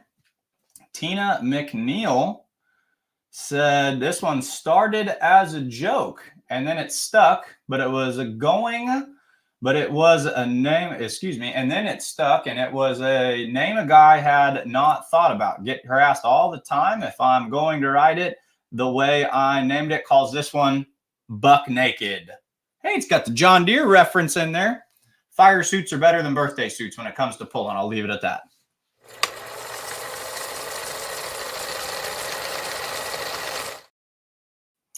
Okay, segment number 3 is we're having fun on this Monday night. Let's Grow Pulling Diesels and Dark Corners edition. We're going to go to Pullers of the Pass. This is my own personal segment. I have a lot of fun with it. Hobby of mine is to sort through. I've got about 180 old school pulling photos, actual physical copy photos. My father took these at pulls over the past 20, 30, 40 years. And I've been able to upload these up in here and tried to track down as many stories as I could. I've got them all logged finally. We're going alphabetical order from here on out. And let's see what I've got cooking in here tonight. Robert Miner, I saw you checking in. We appreciate you always watching, and thank you for the compliment. He says that we're doing a nice job here. And if I'd have thought about this better, the pullers I put on here would have worked really well with Jason on the scene to get some stories maybe from his dad, because I think we're going to see some old school Alice Chalmers pullers tonight that would have spent a lot of time with his father, Mike Schultz, pulling back in the day. 2 from the same puller. First one, we have Arlen Jensen. For all you old school pullers out there, he calls this one Overdraft. Now, the fun story that I heard when posting this one online, I think he's from Harlan, Iowa. And the announcers back in the 80s, I think this picture would have been taken around 1985, possibly in Kirksville, Missouri. They always identified him as Arlen from Harlan. So this is the Overdraft. How you name your puller? I think that one's pretty self-explanatory too. I think that's probably an Alice 180 or a 190. And then it looks like somewhere in his career, Arlen Jensen came out with another tractor. This, of course, is that beautiful looking D21. And now I know for a fact that this one was taken at the old Kirksville Speedway. So that tells me I know this picture came from 1985. We have a great action shot right here. He called the D21 the Overdraft 2. Two really fun things to point out with this action shot right here. Not only do we see an awesome heavyweight 9,500 pound D21 super stock, but we also see, in my mind, what is the most famous sled from the golden age of pulling with the old iron sides. I think Dave Hager was the name of the man that campaigned that sled. Grand National sled used all through the Midwest. As you can see, he is rolling the coal in front of a packed house and an afternoon show there in Kirksville, Missouri. So Arlen from Harlan with the Overdraft and the Overdraft 2. We're going to go alphabetical order from here on out by first name or by however I have these. So you can see a couple A's. Let's go down to the B's. These old school mods have been some of the most popular things that I have been posting online. People love the looks of these old school mods. I don't think I put this one on here before. If I have, I apologize. But we have it completely identified and named this time around. As you can see, a couple crank to crank blown V8s right there. This is Barney Klaus, calls this good looking mod Barney's Rose. Always love to point out with these. I think they had to have fenders, but they didn't have to have much for fenders. You can see he's just got a little bit sticking out over there. Barney's Rose in the really light. It was like 5,000 pounds or something like that. Modified class. Sticking with that class and sticking with that show in Kirksville, Missouri, 1985, pulling the old Ironside sled. Bob Chickering with the inch pincher. Now we've put pictures of the inch pincher Allison powered machine up here before, but never did we see an action shot on one of those. So there you can see Bob Chickering with his inch pincher. You know, he's making a good pass right there. Got the front end right where he wants it. And then we're going to go way forward, and you will forgive the camera work on this one. We have one of Mike Idle's original photos. All of these, as we flip through these, all taken by my dad when he was in his, you know, early to late 20s and, you know, knew how to operate a push button camera. Well, somewhere along the line, someone handed a 10-year-old, 11-year-old young Mike Idle the camera. So you can see I hadn't quite gotten centering the tractor figured out just yet. But a neat story behind this D21 right here. This is the Joker, which has bounced around and been in a couple of different hands. You can see it's got a roll cage on it. So this is probably around 2001, 2002. If I had to guess, this is either Mount Sterling, Illinois, or this is Macon, Missouri. But this was owned briefly, and I confirmed it from the source. This was owned and driven by Bobby Jones. At this time, you know, your 2023 light superstock PPL champion. Everybody knows Bobby Jones on his mean running international. So at one point in time, Bobby Jones owning a pretty famous tractor. I don't remember who owned it before him. Please tell me this was a big tractor for a long time. Jump on here and remind me where this went and where it was. But I was kind of surprised to see that Bobby Jones, the field sobriety driver, campaigned this one for a little bit. He told me that if I could show him the tires, he would tell me exactly what year it was because he put aluminum wheels on it one year. But, you know, 11-year-old Mike, not so good at operating a camera. But a neat story nonetheless. So we're going to go with light mods and all orange on the show tonight in our Pulling Through the Past. So that's going to bring us up to our current segment. Here in about 9 minutes, we're going to go to Mercedes and Friends as our West Coast California pullers are going to jump online with us. Of course, all of them gearing up for the potentially the final show, the final tractor pull nationwide of the year, as they're all thrashing and very excited, getting ready for the Golden State Invitational, the crown jewel of the Major League Motorsports, the MLM Motorsports truck and tractor pulling out there, which will be held in Madera, California. And production says we're going to play some sponsors for a minute, which is their nice way of saying do what you're not very good at and stop talking. We'll be back after these. The official fan app for truck and tractor pulling. Sign up, pick winners, win cash. It's that easy. Fullpull.us.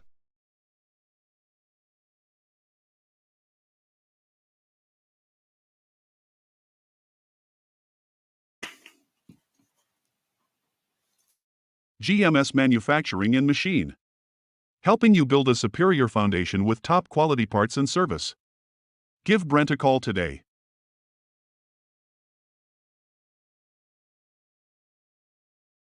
Coal Train Energy is American-made energy and Midwest based in Syracuse, Missouri. Free shipping is available at coaltrainenergy.com. Check out their new flavors online. Heavy diesel rebuilds and machine work is High Plains Performance's specialty. Their team of qualified and experienced professionals are at the top of their industry. Contact Doug for a quote today.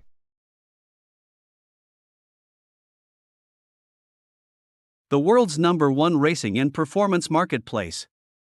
Cars, parts, antiques, trailers, and so much more.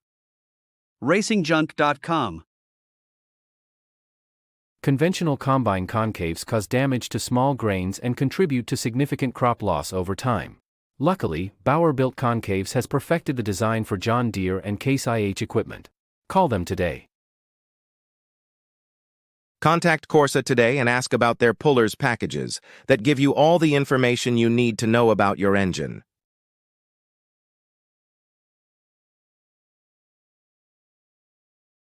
The Pullers Championship is presented by a team of people with a commitment to the sport of pulling and a need to give back to the sport they love. The Pullers Championship was not created to be exceptional. It was created to be the exception. Organics Midwest. Put life back into your soil by improving your soil health, enhancing your root systems, and delivering increased crop yields. Revolutionize the way you farm today. Casper Ag Solutions, here to help you make sense of precision ag. Contact Ed today.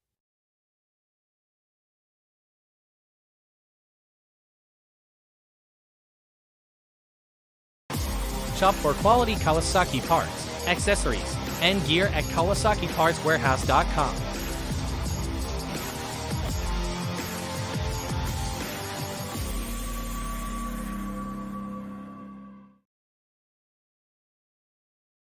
Lincoln Diesel Specialties offers high-quality diesel performance products and services for various models of trucks. Check them out online.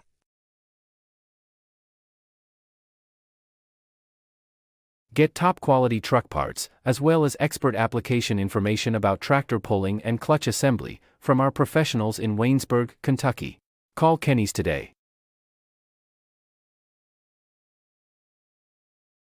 Schultz Mortgage Team and USA Mortgage want you to know that you do not need 20% down to buy a house. Give Jason a call 7 days a week to learn how.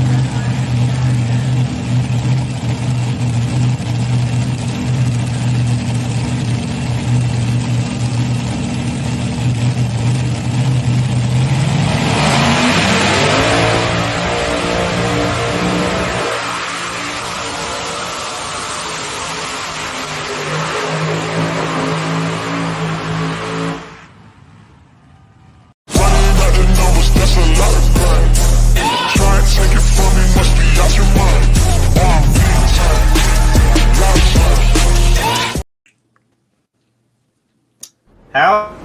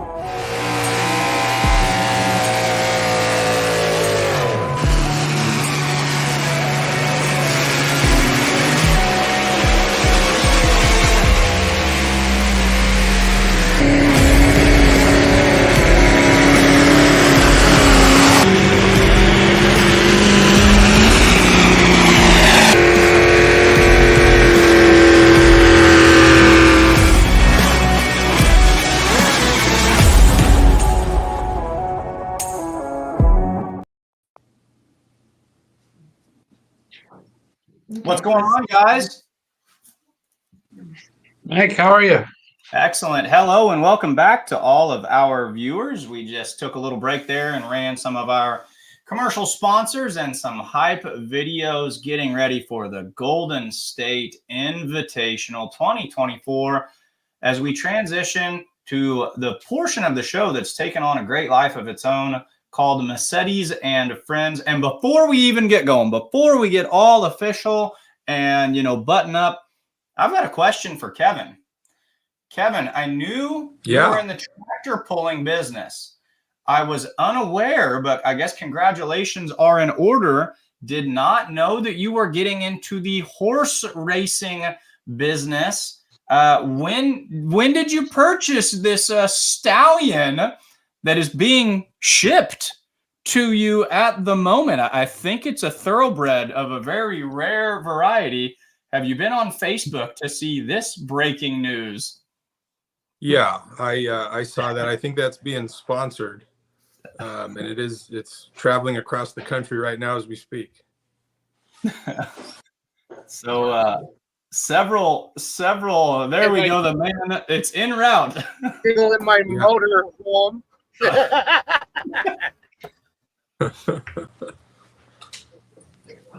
Yeah, that having a little fun. We might have to get on Facebook and get the official video here, but this is what happens when Jason Schultz is left to go from coast to coast unsupervised for an entire week. Yeah, the horse is en route, so you're going to be flirting with about 7,201 horsepower this weekend. It looks like. Yeah, I'm looking forward to that. I think Jason might get a little loopy when he's driving across the country. Huh? He's got some good videos coming out.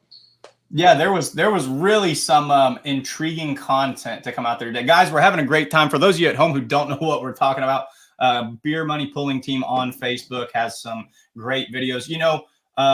Brian, I'm assuming you've seen the video too. It really works in my favor when I'm asking for all of this time off from work and they're saying, well, what are you doing? And I'm saying, well, I'm working with the biggest social media promoter, the primary name in truck and tractor pulling, really very serious stuff. Here, let me just show you a video to prove it. And that's what I have backing me up. So yeah. Welcome to the show, guys. Welcome to the show. How's California? Fantastic. Beautiful weather. Things are looking good. We've a lot of excitement out here for the Golden State Invitational. Well, do we have a crew of MLM guys coming on, joining us throughout the evening, or are we running just the Massetti brothers tonight? No, we do. I asked them to kind of stagger it a little bit and come on one at a time. So I guess you'll see them in the back room. We have some great guests coming on tonight. Looking forward to it. Awesome. But let's give a little recap of the Golden State Invitational if we can. I'm going to turn it over to you. You do your thing, man. Awesome. Friday and Saturday night this week, November 8th and 9th. Both nights, the gates open at 5 p.m.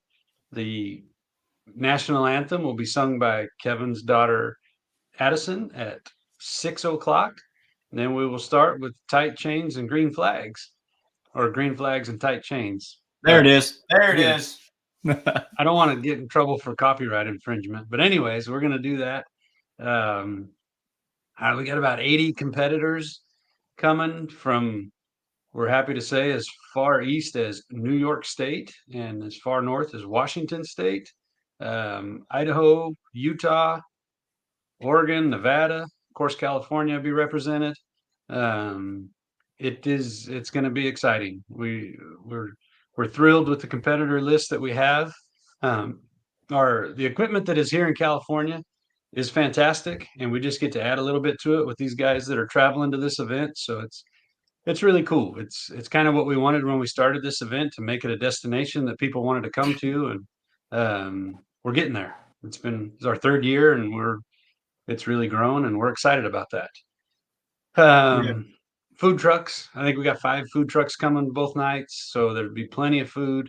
There is a puller's meal at noon both days. So we're looking forward to that, having lunch with everybody, hanging out.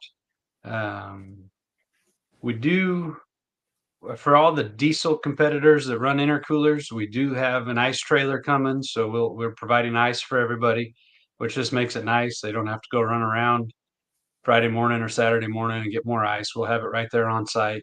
So that's kind of cool. We've been able to do that again. What else, Kev? What do they need to know about this weekend? I think you hit all the big stuff.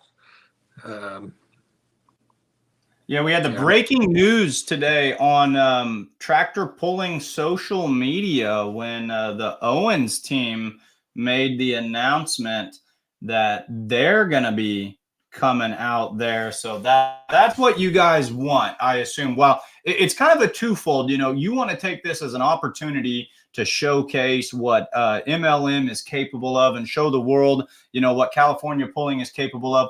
But you kind of open those doors and say, hey, you know, come out and play in our sandbox too, and let's grow this event and welcome other individuals. They're traveling a long ways to come out there and go pulling.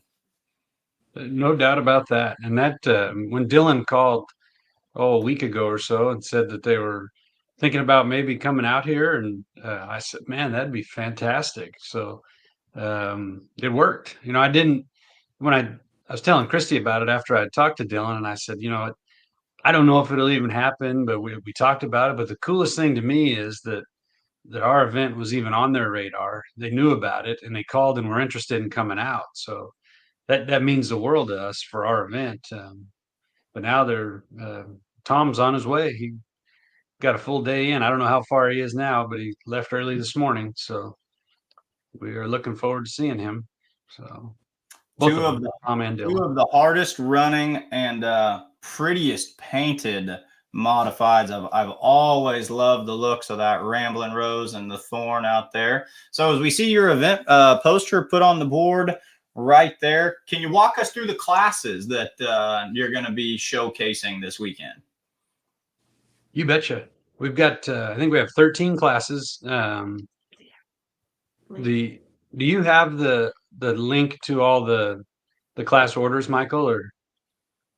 I was perusing your website before we got on here, and I did not see it readily available. It's on the GSI website. Okay, we'll slide out there real quick.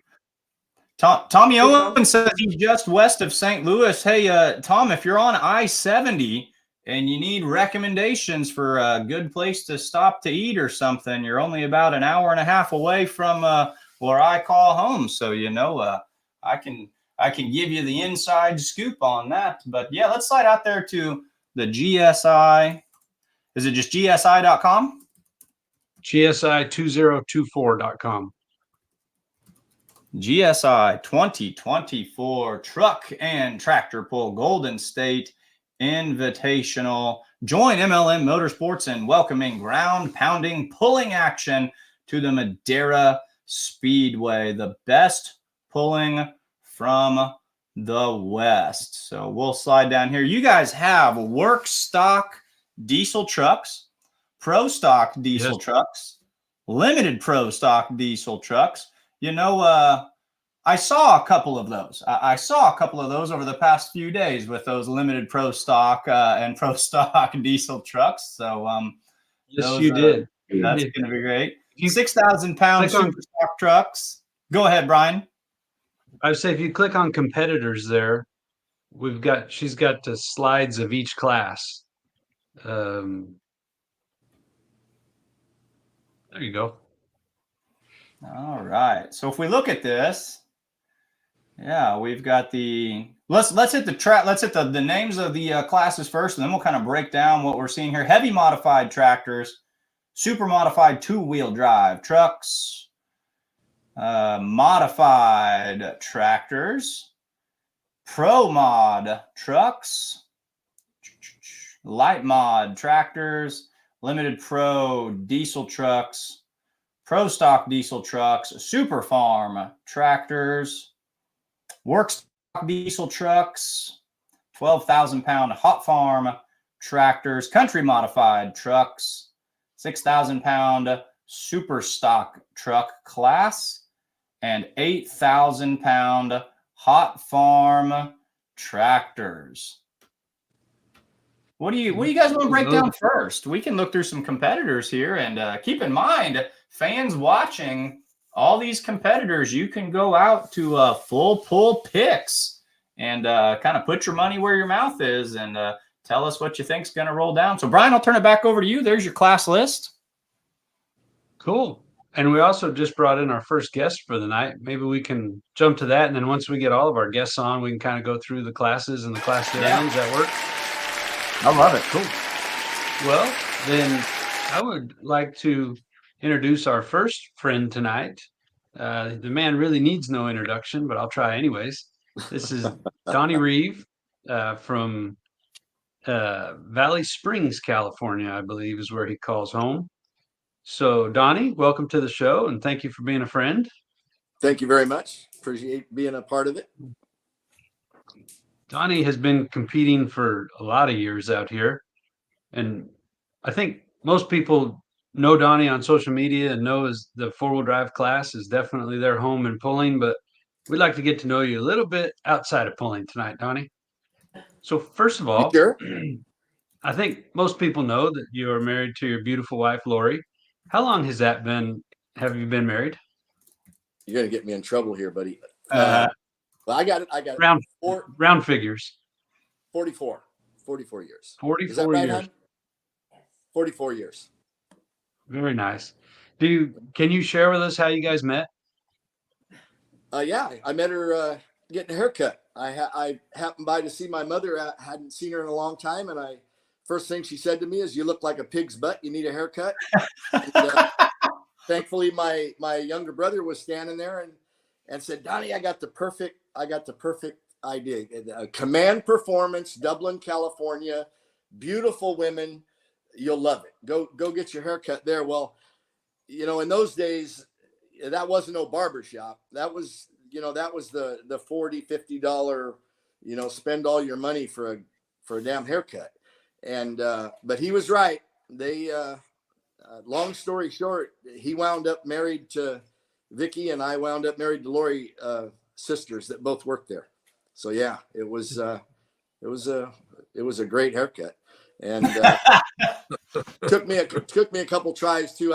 I'm not the most sociable person, so I had a hard time asking her out, with her picture of her Taekwondo expert, whatever the hell it was, boyfriend on the mantle, and a stack of Man Theater tickets, which was the brand new, when these theaters that had multiple screens and all that were first starting to come out. We're talking 1979, right? Anyway, so I was reluctant I couldn't pull myself to ask her out, because I also thought, somebody that looks like this is not going to go out with a truck driver like me. But anyway,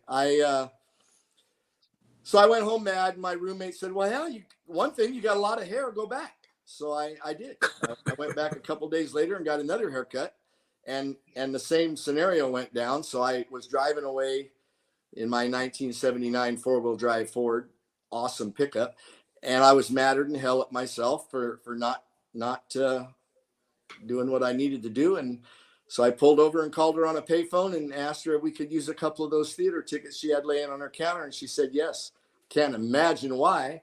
And more than that, I can't imagine with her putting up with me for 44 years, but hey, I'm a lucky guy.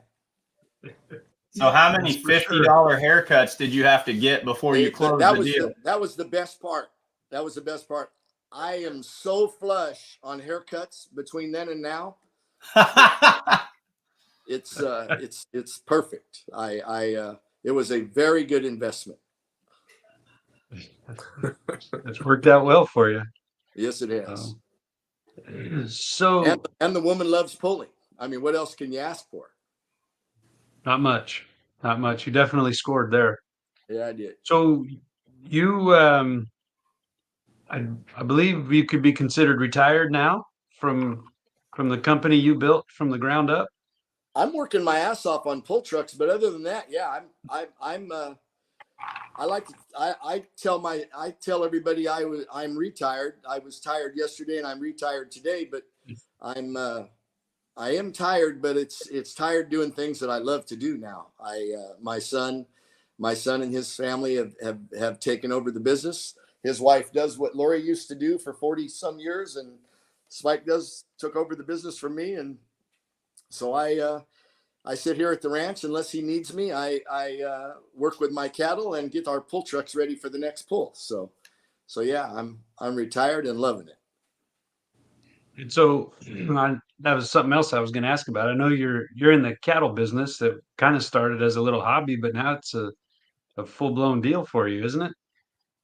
Get it to a point where it's can make money, so that I'm not a burden to my son. But I'm not so sure that's going to work out the way I go about it. But yeah, it's something we've always loved to do. We've always had a little bit of ground, so you almost had to have some cattle to eat the grass, and we've always enjoyed it. There ain't too many things that are any more pleasurable than riding around in the Ranger on a few hundred acres at night, having a drink and watching the brand new baby calves that were born this morning running around.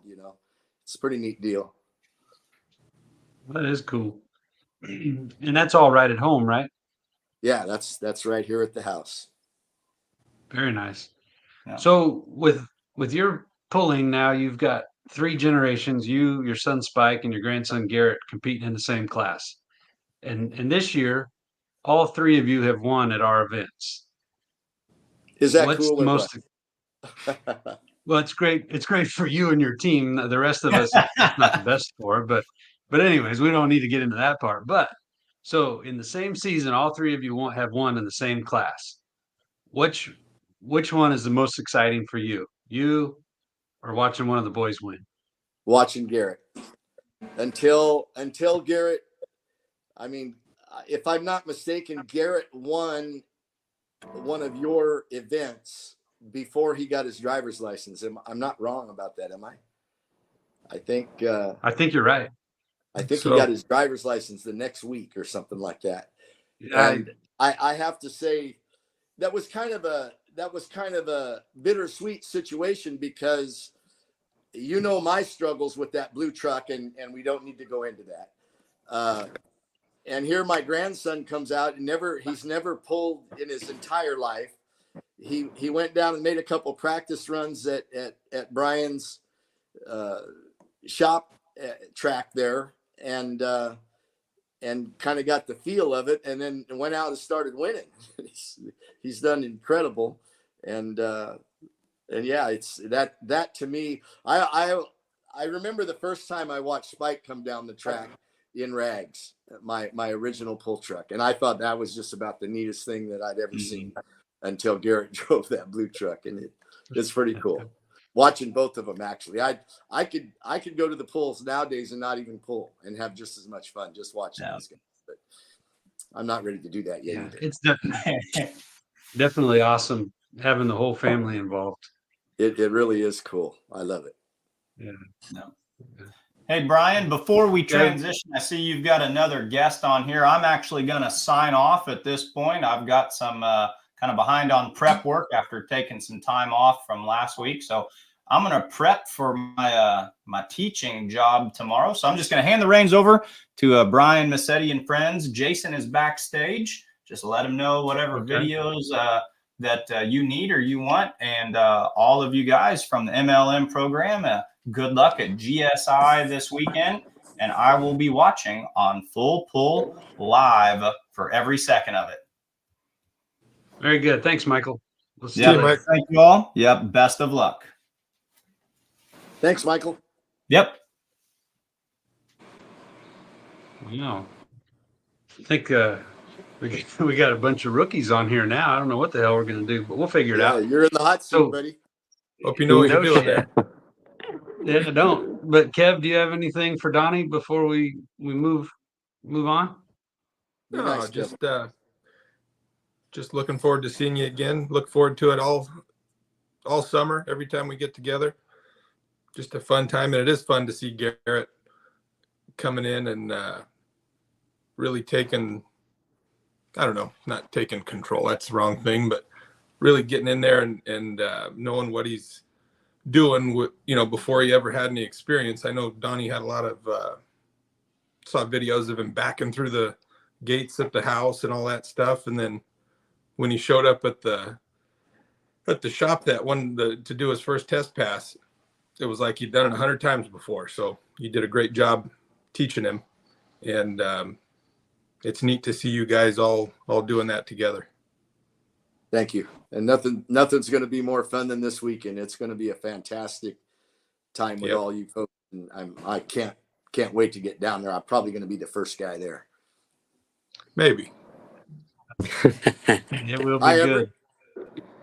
Everett, I watched Everett down at Turlock. He's getting a little taste of this too. That's pretty cool shit, isn't it, Everett? It is very cool. I have to admit, it's pretty damn cool. Yeah. Yes. It's a whole different feeling, Everett, that's for sure. Yeah, it is. Yep. Everett, Right, welcome to couldn't be any more fun. It is. For sure. Yeah. For sure. So Everett, welcome. Thank you for joining us tonight. Thank you for being a friend. Thank you for all you do for us. A lot of people do know Everett Powell of the American Crane Rental Organization. So, Ev, if you don't mind, tell us a little bit about what you do when you're not out truck pulling. What I do, running the American Crane Rental. We have about 50 cranes we run up and down the valley. Always keeping busy with that.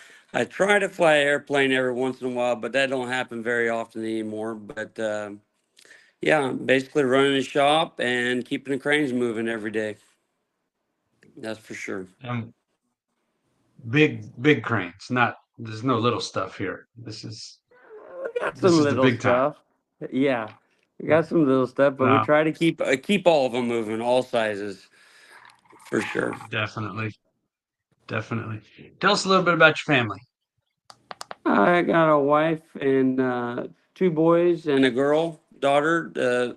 My oldest son's 17, and Tyler's 15, and Allison's 11 years old. Trent And just how long started have you? pulling. Yes. Well, go ahead. So we're going to talk about that too. Oh, go ahead. What was your question first? Oh, well, I was going to ask, how long have you and Kate been married? We've been married 22 years. That seems to be the hardest question we ask. Yeah, why do you guys ask that? Because we're trying to get to know our pullers and friends a little bit. Oh, okay. So it looks like we have some American Crane Rental stuff popping up on the screen there.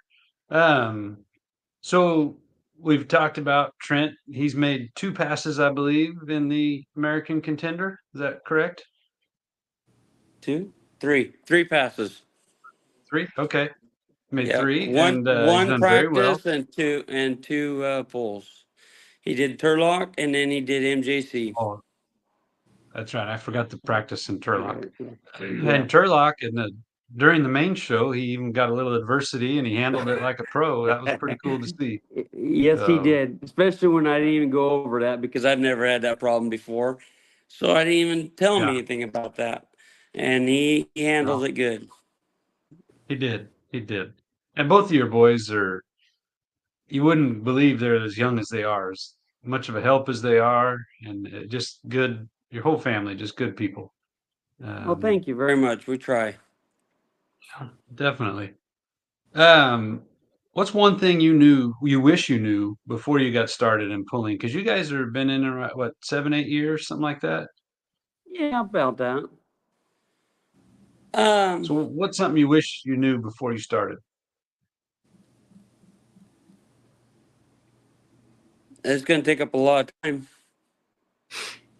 But you wish you knew it was going to take up? Well worth it, and you meet a lot of great people. Very good. So what is next for the American Crane pulling team? Any plans to expand the team? Well, first of all, I should mention that. Oh wow, you've there must got be a rumor out there. Well, I mean, Trent's been driving a lot, and I don't think Everett's ready to give up his seat just yet. But you have your trucks. You've got the Pro Stock. Dad's Yep. got the Limited Pro and a Super Farm. Yep. So what? I mean, you got plenty of trailers. I know that. That's not the issue. So what's next? What are we looking at? What are we gonna do? Some of them are pretty shiny too. I know, huh? I don't know yet. We're just kind of waiting and seeing on the track. The tractor is going to stay back east another year, and they're going to run points again next year with it. As far as the pickups, I don't know what we're going to do yet on that. That's still up in the air on that. Okay. But Trent, I'm gonna drive it. I'm gonna drive mine Friday night because Trent's got a football game. They're in playoffs for the football, and it's his senior year, so he's got a game Friday night, and then he's gonna come down and drive it Saturday night. Very Hopefully we nice. can pull off a first out of there somehow. Cool. That's exciting. We're looking forward to seeing that. I don't Yeah. think Everett's going pro mod John Boar, but maybe. That's been Oh, awesome. we're looking forward. We're looking forward to see what you guys do next. I mean, some people. Oh, this is a perfect example. So people like Donnie are pretty smart. They put all the vehicles in one class so that everything they learn pays off for the other vehicle, right? But if you're like Right. us, you get 3 different classes, and you don't know what the hell you're doing in any of them. Just makes it fun and tough at the same time, I guess. But Yeah, but it's good at taking notes, right? oh yeah, yeah, we take Trevor's notes. We doing just good don't. at 2 that. miles from New Mexico. 2 miles from New Mexico. We're in New Mexico. Hell yeah! So Schultz is in New Mexico. If with his they with had his Donnie new and Lori tire and driving, his they'd, wild horse. yeah, Yeah. yeah. With his little horse Kevin. I didn't know he They was. named it I didn't Kevin. know he was a cowboy too. Ah. Do you have anything for Everett? I'm not very good at this, obviously. Not very No, well I'm prepared. not either, Kevin. Just looking forward to seeing you too. And I guess looking forward to seeing what you come out with next year. Sounds like we got something new coming. Well, We do? exciting. Yeah, sure. Oh. Well, we will. I mean, come on. You're gonna need We'll something come to up with drive, something. Everett. We'll come up with something for you. I don't know. It's pretty fun on the sidelines there watching my son drive. Yeah, that's pretty neat. I'll second that. That is cool shit. I'm with you there cool. too. I love seeing the boys drive. It's cool. So I and I remember want to thank both of you. Mike asked me to drive Rags, and I said, "You're crazy. That's my truck." and then he did drive it, and I said, "You can drive that thing for." And I made the mistake of giving it to him. Now he won't let me drive it. I haven't driven Rags in 10 years. Huh. I sat Wow. in it, started it the other day because I was doing some work on it, and I thought, man, this is a cool truck. I hadn't been in this thing forever. Yeah. It is. I'd like to take a minute and thank you both, and Everett, your dad, and Donnie, your son Spike, for both companies have been very supportive of our event since day one of everything we do with pulling. I can't thank you both enough for everything you've done for MLM over the years, from doing repair work on the sleds to hauling it all the way from North Carolina for us. Anyways, we are very appreciative for both of your families for all that you do for us. And we look to continue our friendships and relationships with you guys. So we're very thankful. Yep, that's for sure. You're welcome very much. Well, I feel privileged to be a part of it, and always have, and so long as Everett keeps using my trucks, I'll keep doing it. That's what makes it pop. Yeah. Yeah. So what, you've both been to the Invitational. Everett, is this the first time your truck's gonna run there, or did it run the first year? It ran the first year. First year, okay. So yeah. What is both of your favorite memory or thing about the Invitational? You gonna go first, Everett? Yeah, I'll go first. Um, it's a great event. It's an awesome event. Friday night, Saturday, you get some good data for Friday night for Saturday. So it's an awesome event you got going on there. And you get to use the whole track. You don't get choked up like MJC. Yeah. Yeah.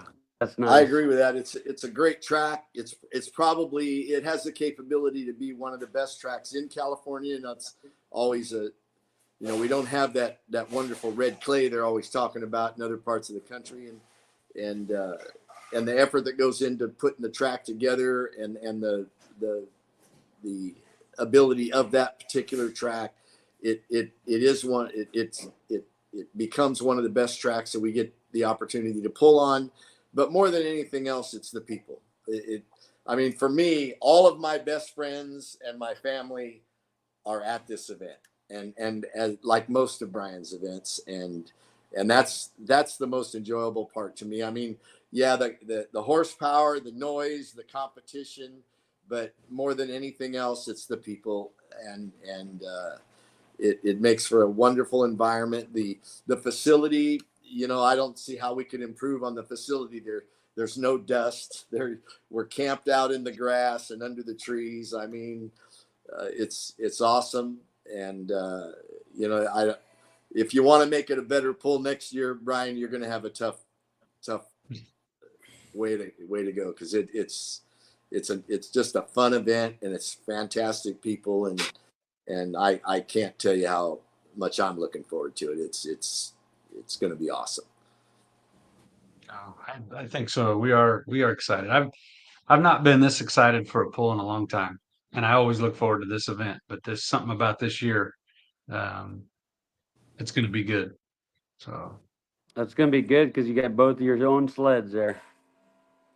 Yeah, Can't wait. That's going to be good. Can't wait to see that new sled go down the track. I watched it go down the track in where the hell was I? North Carolina, and it's a badass sled, and it's exactly like your other one. No, they're twins. So yeah, we are. She got her new wrap on her, so they look good together. Logan's going to be here to run it for us. Son of a bitch. Well, what we're going to do is everybody, obviously we can't, everybody wants to pull the new sled, but I still got to do some work. So half the classes will be on one sled the first night and half on the other. And then we're just going to switch tracks. So everybody's going to pull both sleds. So what you learn with one sled may or may not help you with the other sled. But anyways, for now, I think we have Lainey Ray waiting in the back room, and Jason could bring her in for us. Lainey compete.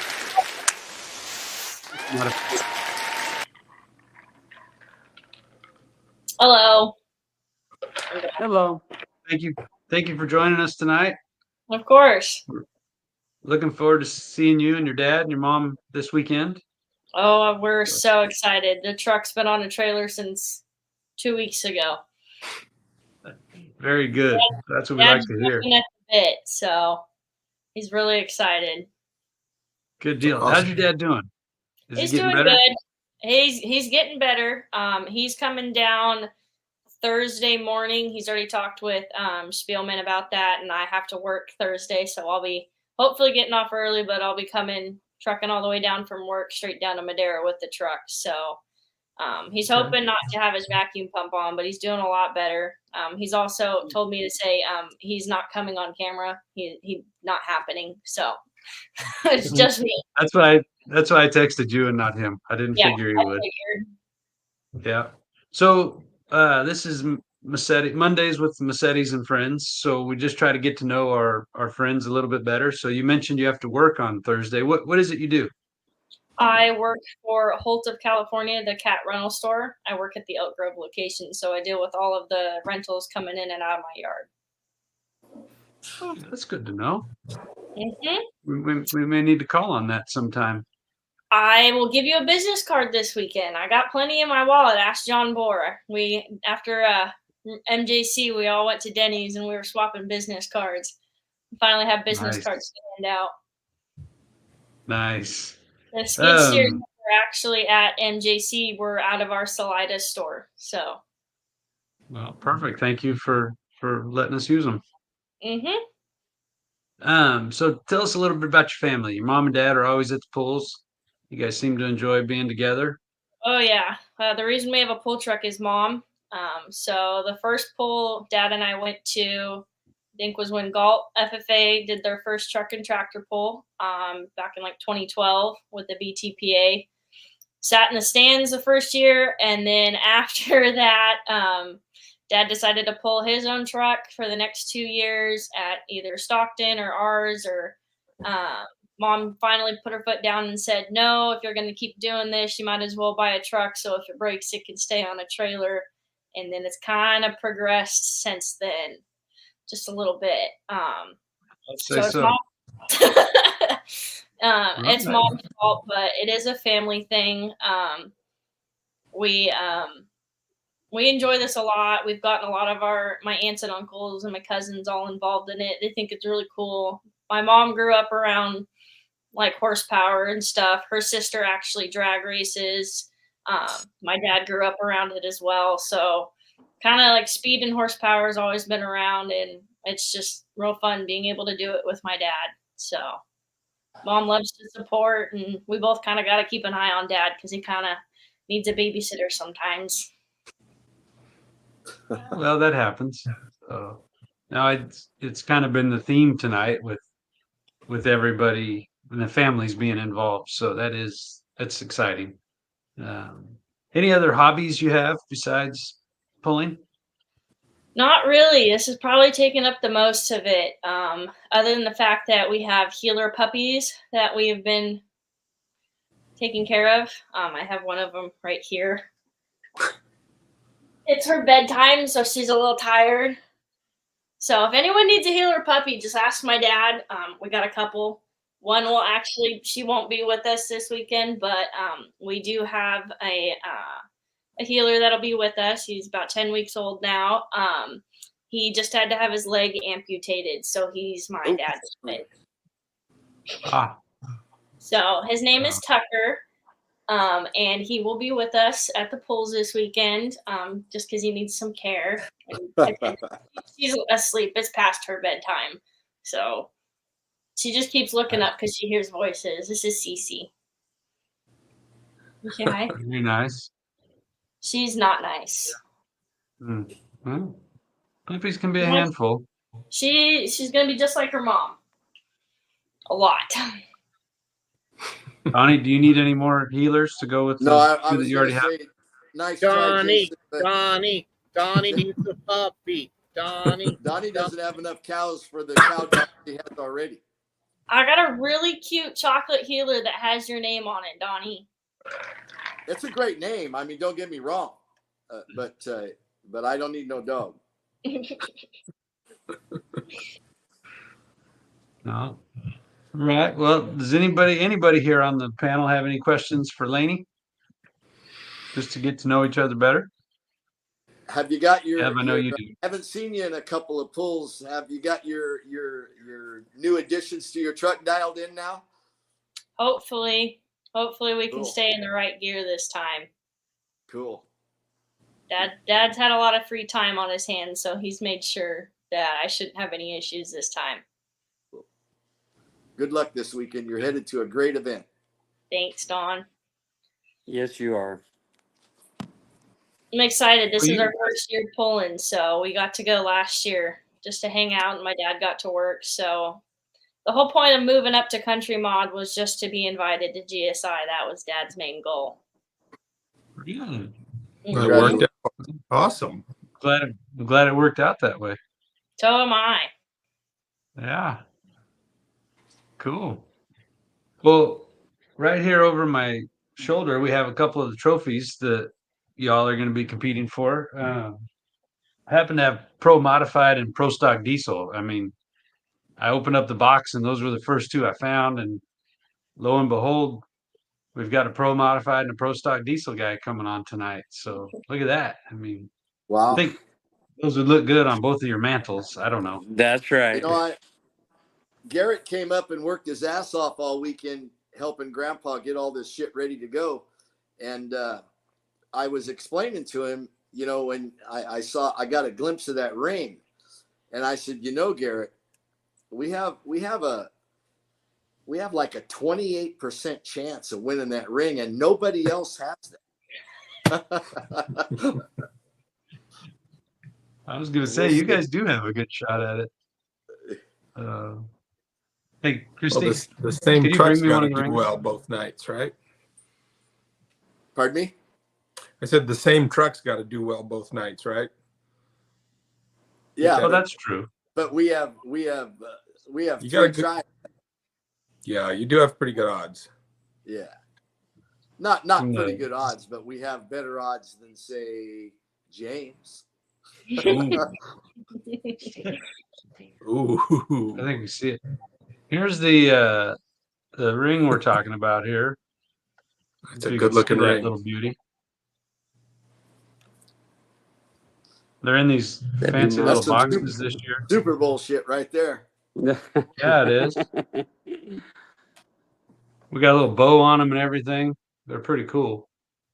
So, anyways, we're excited. Of course, the one I just showed you is upside down. You probably knew that in the case. But, anyways, the way we do it, since we're talking about the rings, each night is its own competition, of course. There's a purse and points for each night.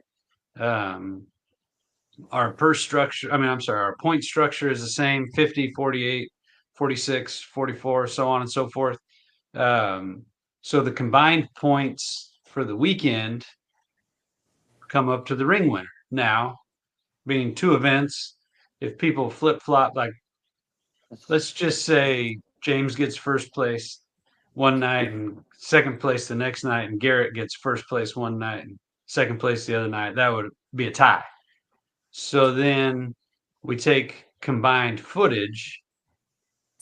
Well, no, the first tiebreaker is the number of wins. So if somebody had one win, and anyways, but let's say they both swap places, so they both have one win. We take combined footage from both nights, and that's the tiebreaker. And we've actually had to do that in the past. Last year, I know 2 classes came down to footage, so Oh, wow. kind of exciting. So, and this year, what we're looking at doing is, and I brought up James and Garrett because those 2 youngsters, James has had some help from Uncle Kev and Trevor, but for the most part, those 2 young fellas have been going back and forth in the pro modified points. And I want to say they're separated by 2 points right now, which is only one position on the track. So it's going to come down to whoever has the best weekend for our whole season. That's obviously separate than the Golden State Invitational ring winning and the trophies behind me. But it's exciting because it could be number of wins, it could be the total distance you pull. It's cool. What we're looking at doing this year is having our ring ceremony or our championship ceremony right on the front stretch of the racetrack right after the pull Saturday night. Some of the crowd can stay and watch. Everybody can just kind of gather around. Unless it gets real cold, then we'll move it back to the building where lunch is. But our plan right now is just do it out in the open. Everybody can be there, and then we can go out and load up, get everything out of the pits, and go hang out in the campground because we do have to clear the pits out again Saturday night for the swap meet that comes in early Sunday morning. But all we got to do is get loaded up, get everything out of there, and then everybody can hang out and have a good time. Plenty of parking out front to move all the transporters out and whatnot. But definitely from start to from whenever people get there Thursday till they leave Sunday, should just be the best event you've been to. Even better than last year, just because it's this year. It was pretty good last year. Yeah, we did. We had a good time, and unfortunately, Jason Schultz is leaving early Saturday night. Being a good dad, getting home for his daughter's recital on Sunday, but we will miss him at 3 a.m. But anyways, I think Uncle Kev will On the bright finish side, this. he won't have near the headache he had last year. This is true. This is Gonna feel very a lot true. better. Yeah. Yeah. He'll be tired, but he won't be in as bad a shape. So So do I understand this correctly? He's driving across country now, and then he's going to fly home? Yes. So they were at the Diesels and Dark Corners in Georgia this past weekend. They did the live stream Sounds on like Full quite Pull the Live. event too, huh? Yes. Huge. I was watching that show earlier, and I was watching last week when they were promoting it. That sounds like quite a nice event too. Yes, definitely. So they're bringing the Full Pull Live. They're bringing the production trailer out. That's what Jason's hauling out with the motorhome. Jason and Kinsey and Doug Borth, and then I think they're meeting up with the rest of the Full Pull crew in Las Vegas, and then they'll come out here. Exactly why is he not bringing his tractor to California? Is he too good for us, or what? What's the story with that? I think he's afraid, but I don't know. The guy's kind of hard to pin down, but he pretty busy horse racing lately, from what I've heard. Yes, he is, and changing tires and whatnot. But I think he had every right to change it, but that one was pretty done. For sure.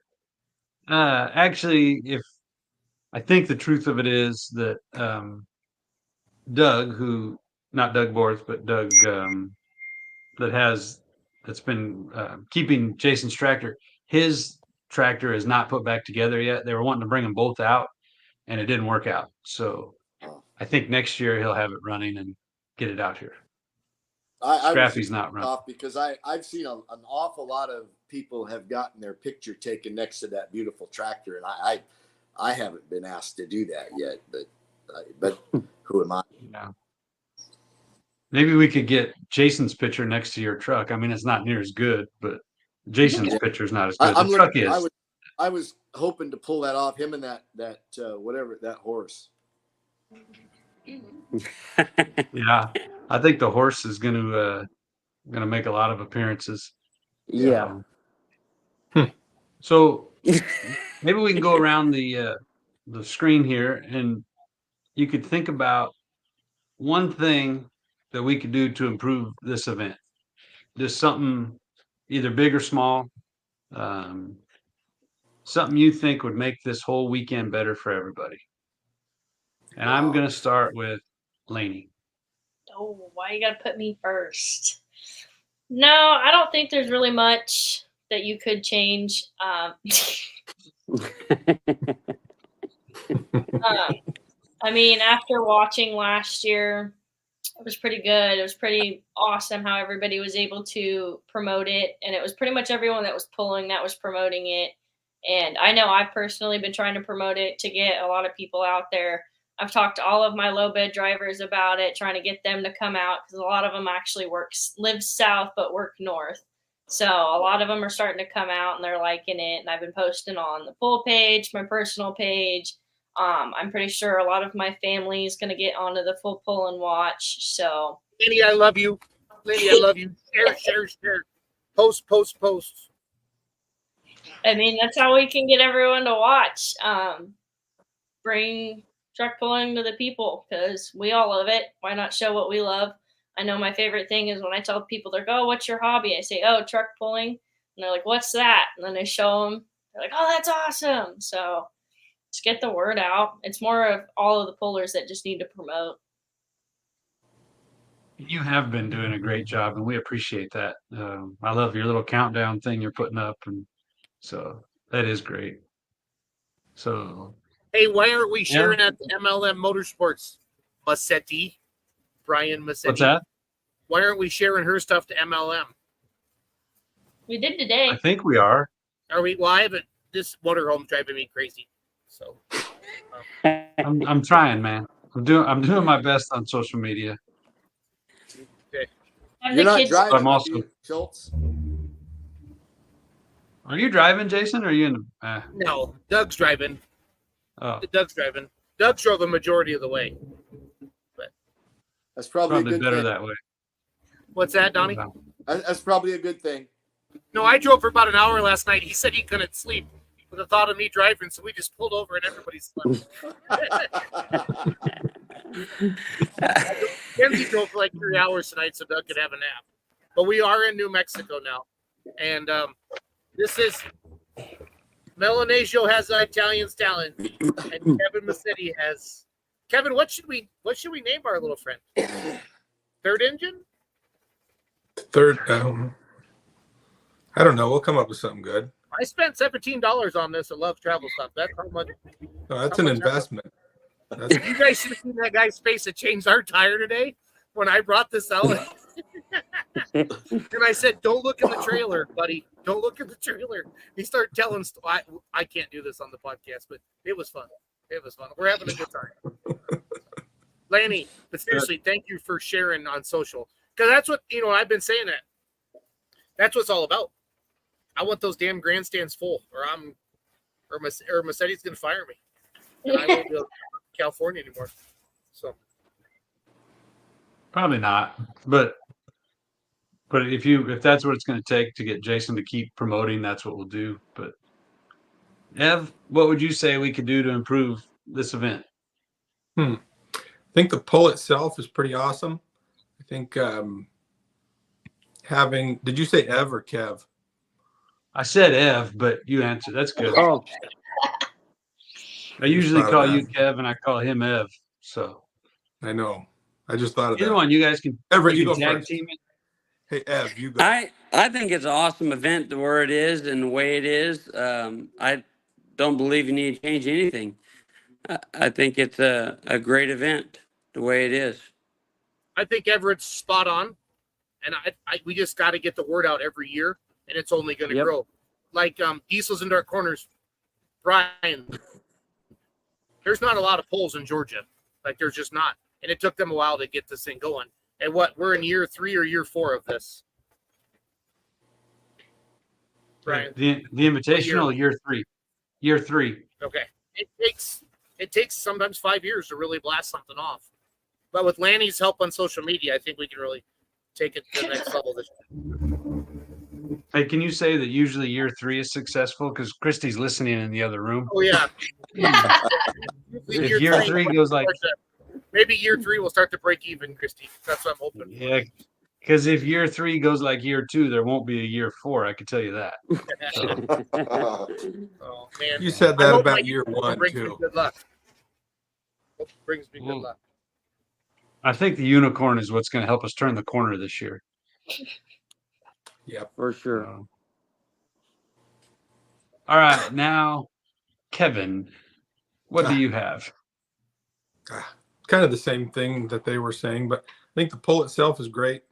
You're showcasing a lot of what we have already in California, which is good stuff, and people don't know that from across the country, but which is cool with the live stream and everything, because it does kind of get out there. But also, just like having the tractors coming from New York, and some others from where else are they coming from? Idaho, Oregon, Washington, Utah, Washington, Nevada, Utah. So it seems like that's kind of going in the right direction too. We're not probably going to get a whole lot from the East Coast, but it's maybe puts a few more eyes on the poll, on the whole thing, just that maybe more people would start noticing, I guess. And again, I don't think that the poll needs much more, but I think, we need to fill the stands for sure. And I think everybody's trying their best to do that. And that's going to be an effort from everybody involved, and social media, or putting posters in the hardware store or whatever, handing out flyers. I think it's going in the right direction. Seems like. Definitely. That's all. And you helping those gentlemen at the hardware store that day figuring out how to order the tickets. That's the best thing. I think we got 2 more ticket holders. Hey, and they did. The funniest part was, the funniest part was when I was like, they were standing outside looking at it. I said, "That's going to be cool, huh? You guys going to the tractor pull?" And the guy's like, "Man, it would be so cool to drive one of those things." And I was like, "Probably, yeah. Let's come on out." So I think they're buying tickets. No. So, well, and I think I mean everybody knows Kev's my younger brother, but Kevin does a lot to help. I People think it's all, us with being MLM, but it's my whole family. Kevin and Amanda and the girls, my parents, Christy, my kids. It's our whole family pitching in. And Kevin, I do appreciate everything you do for us. Um, Also, the beer garden at the Speedway is Kevin's beer garden. That's the name of it. So we want to thank Kevin for his help with that too. But so Happy to lend my name to that. the bartender at the Speedway was pissed off the first year that somebody else's name was above her bar, and then she found out it was him, and she says, "Oh, it's okay, it's all good." So Donnie, you of all of us, you've been to the most big pulls of anybody. So what do you think we can do to improve it? Well, I that's a hard question, and I was sitting here thinking about it. Thank God I didn't have to go first. It would be a hard one to improve on. It's a fantastic event. I would go along with what Kevin had to say. Is more new faces. I would if it was up to me, I would suggest to invite some people that bring a lot to the sport and add a lot to the fun of the sport. For instance, invite my buddy Ken Summers from Buckner, Missouri, out here with his family and their tractor. And I mean, it's a beautiful piece of equipment. It's a beautiful family. They bring a lot to the sport.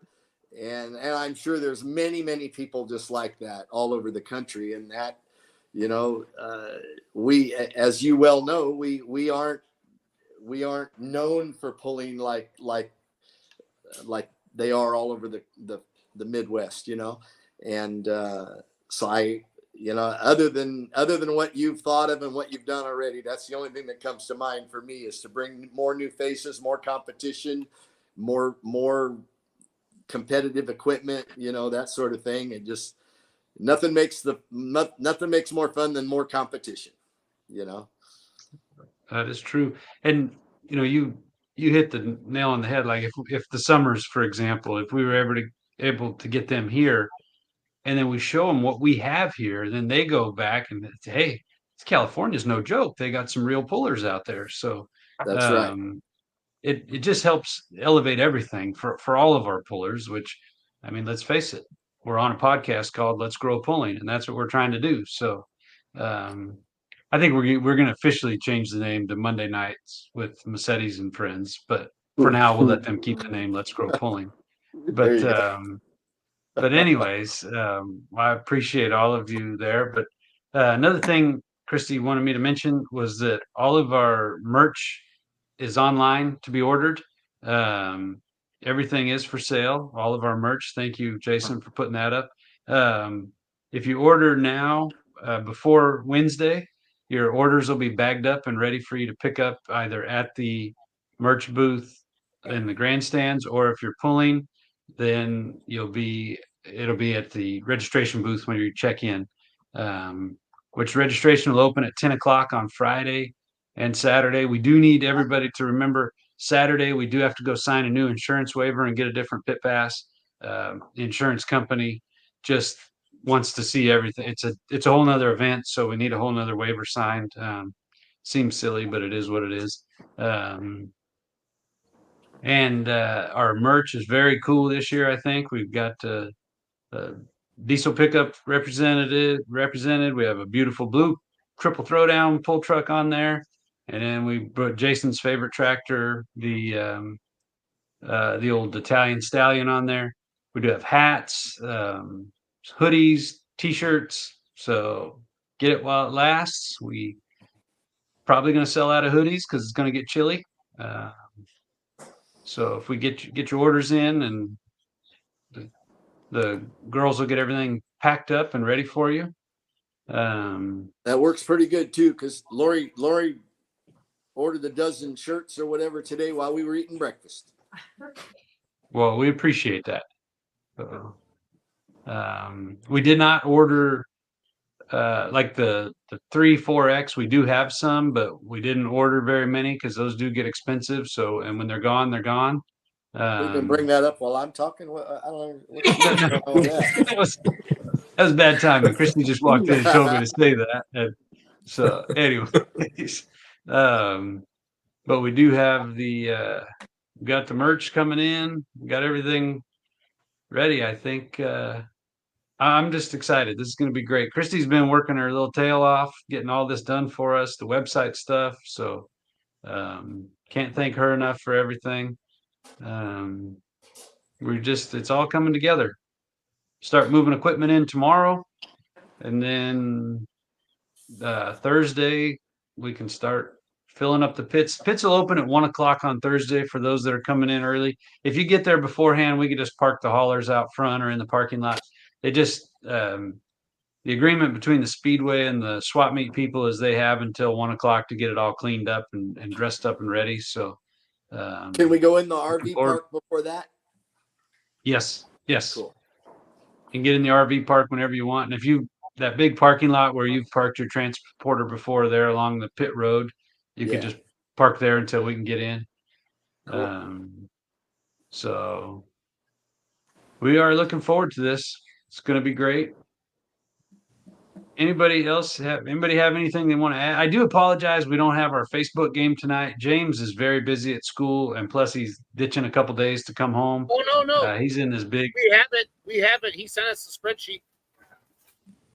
He did? Yeah. Yeah, he sent me some stuff too, and I just realized why he sent it to me. We can work it if you guys want. We got to do this with Lanny and Everett. If you guys got time, let's play James's Facebook game. Yeah, we're just driving across the country to see your smiley ass, so it's all good. Yeah, let's do it. He did text me earlier. I've been pretty busy today, and he texted me this morning the list, and it had all the prices on it, and I was like, it's kind of cheating, James. But then I remembered he told me he would send it to me so I could do it, and then I just remembered that. Yeah, Kevin, Kenzie's gonna put it on the screen, but we can't hear you guys very good because the motorhome's loud. So you're gonna have to just run with it. Just tell us what to put up next, Kevin. Okay? Yeah, we'll see how it goes. Yeah, it's gonna be terrible, but it'll be funny. Yeah, probably more funny because it's not gonna work. We lost Donnie. So I don't know if you guys have seen our Monday night episodes where James finds these random Facebook marketplace items. He shows us the item in a description, and then we all go around and we guess what they're asking for the item. And then you get 1 point if you're the closest without going over, which is like Price is Right rules. You get 3 points if you get exactly the price. And the overall winner gets a GSI t-shirt, but there's no guarantee of the year or the size of the t-shirt. So that's kind of the rules.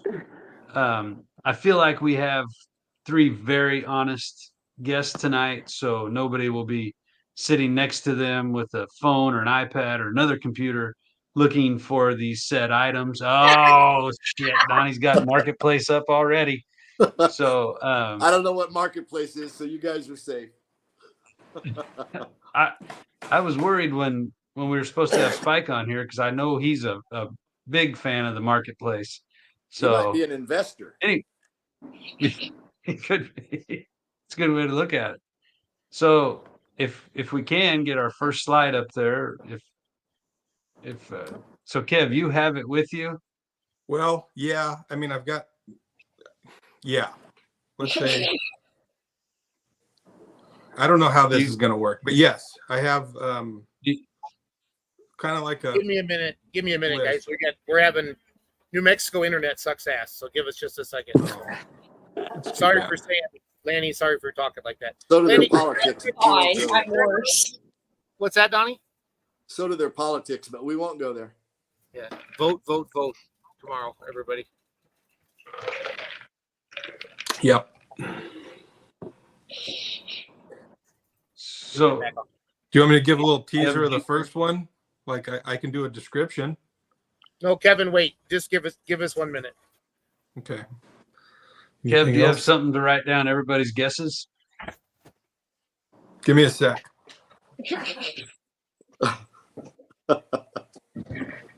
Well, without the boys here, this just goes to hell in a hurry. Yeah, Huh? I was going to say without James, I don't know if this is going to fly or not. Well, we're gonna try it. So James added that personality angle to it. The boy does a good job. yes, he does. And while we're talking about James, tomorrow is James's 19th birthday. So I'm gonna Nice. say happy birthday, James. Happy birthday, Happy James. birthday, James. Happy birthday, James. Don't Birthday. study too hard. I wouldn't want you in brain fog come Friday night. You might slip up.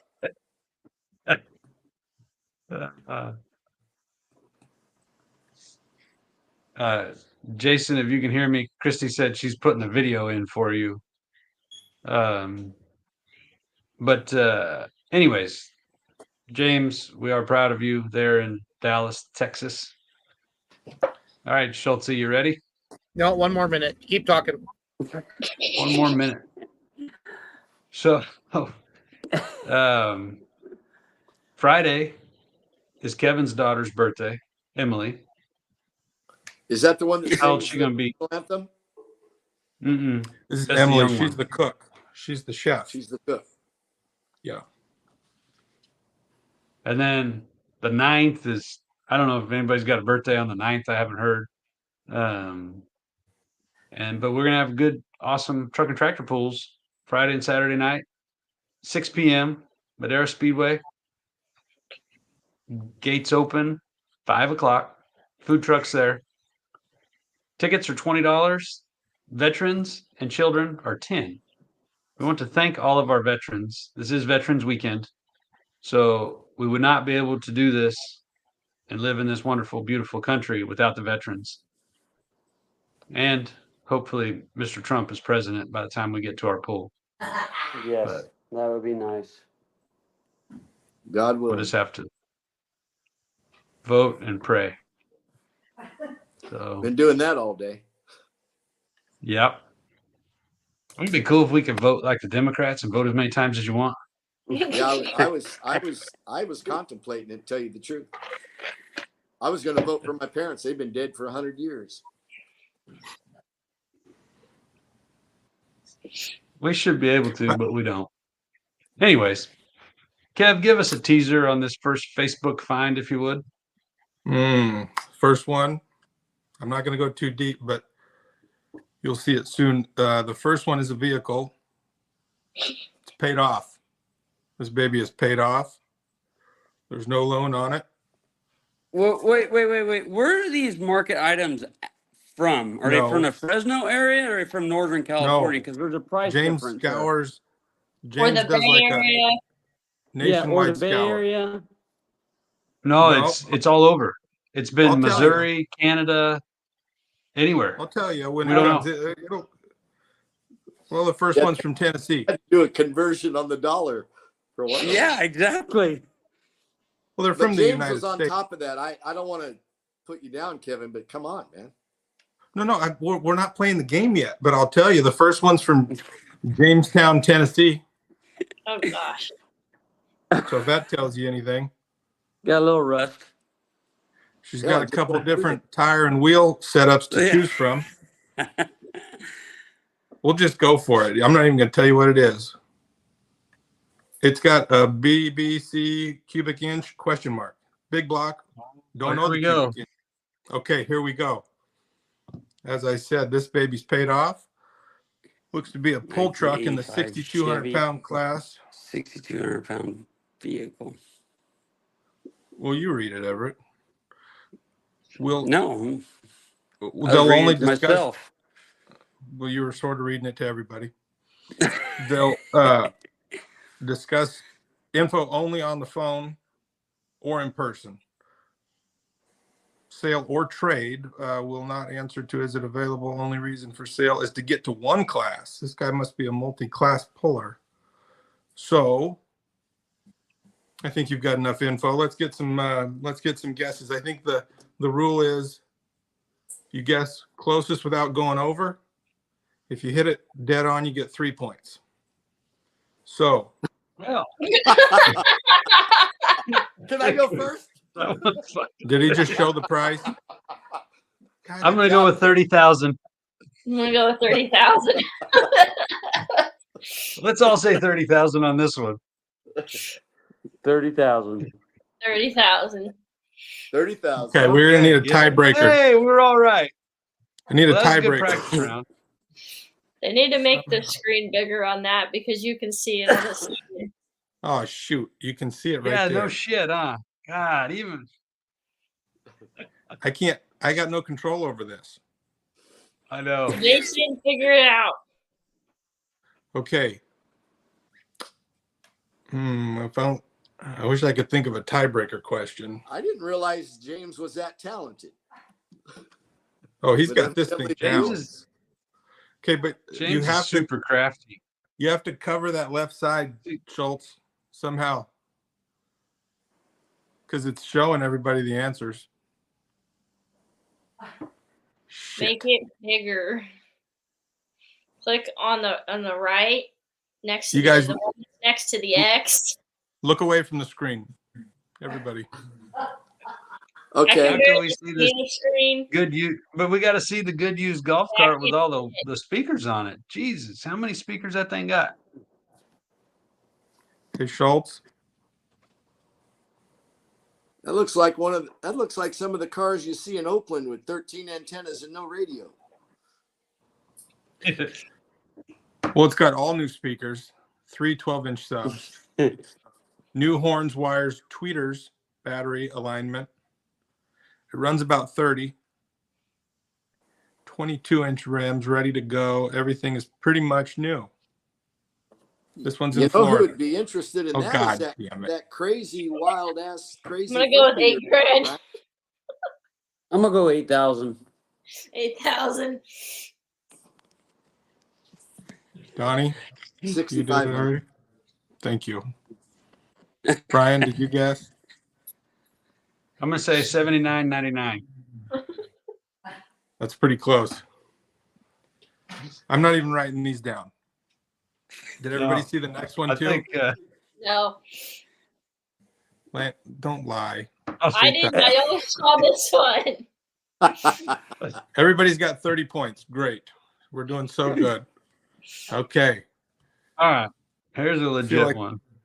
this, well, sort of, except Cheater over there looked at him. This is a light limited super stock Ford 5000 needled rear end, quick change gearbox, chassis weight. It's only 3,800 pounds without the engine and clutch. Will sell without the sheet metal. You can get it without anything on it, a la carte. The price does not include the weights or rear tire. Well, I think you're just buying that those tubes up there. Yeah. Top left picture is all you're gonna get. Yeah. So You'd be we're lucky talking to a get front strip tires. chassis. That sounds like it. But it says will sell without. Oh, yeah, there's no option. He's only selling without the sheet metal. So let's get some guesses. Let's do this. It's just a tube chassis, so 25. 2,500. It's Okay. just a chassis. It's just a chassis, guys. Okay. Okay. I think we got that. See at the top where it says chassis. Oh shoot! I didn't read that part. Everett, what's your guess, buddy? I would say 8,000. Discrepancy. Brian. 6,000. 6,000. Donnie Reeve. 13.5. 13.5. Okay, let's see it. Wow. Wow. Yeah, buddy. buddy. I ain't Marketplace. kidding you, man. I don't know where Marketplace is. It's 100 points for Donnie. Nice. That's good. Okay. How many points did he get? 100. Oh, okay. Now the next one, we got a wheelie mower. Is that Baby George Pop Jones? Wheelies. Looks like it. She forgot about his old John Deere. He's got a mower deck. Wait, the deck and the hood are removed. Used it for running wheelies only. It's got a brand new pulley and belt. This thing's pretty easy to wheelie. This mower's got great potential, except if you want to mow the lawn, we'll need a battery. But he's got one to show that it runs. And this one's in Danielsville, Georgia. Take Needs a minute. A battery and a Coors Light. Yeah. Okay. Case, battery, Coors Light. Okay. Let's go to Lanny. 1,500. Let's go to Brian. 1,700. 1,700. Let's go to Ev. 300. 300 big ones. Okay. Okay, that was cheating again.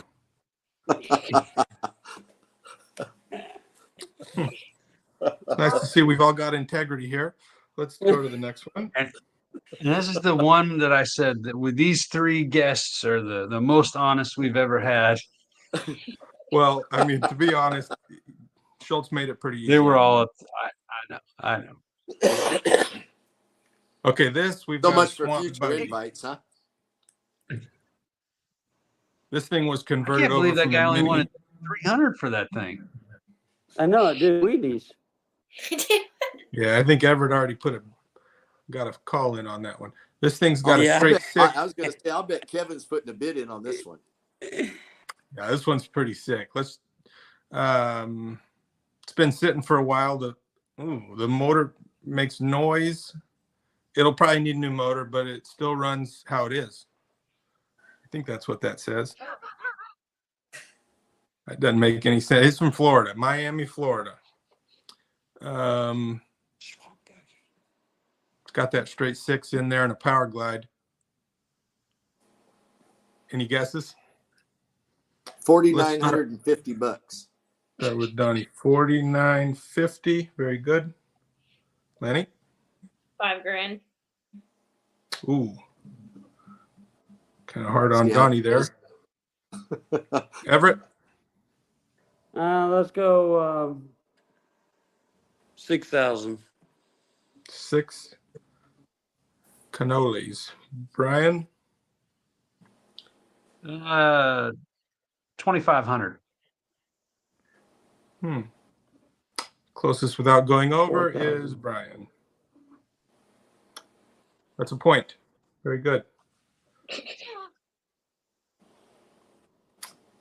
Next slide. Polaris. I like how Razor. Donnie gets 100 points, but Brian gets 1. No shit. That's what I was thinking. And I'm sorry that I screwed up the beginning and that Everett's a cheater, but I'm not used to PowerPoint. Not in college. How am I a cheater? Because you knew the damn ones. Exactly. Oh, yeah. So Kevin called you Gito Everett. Yeah. No.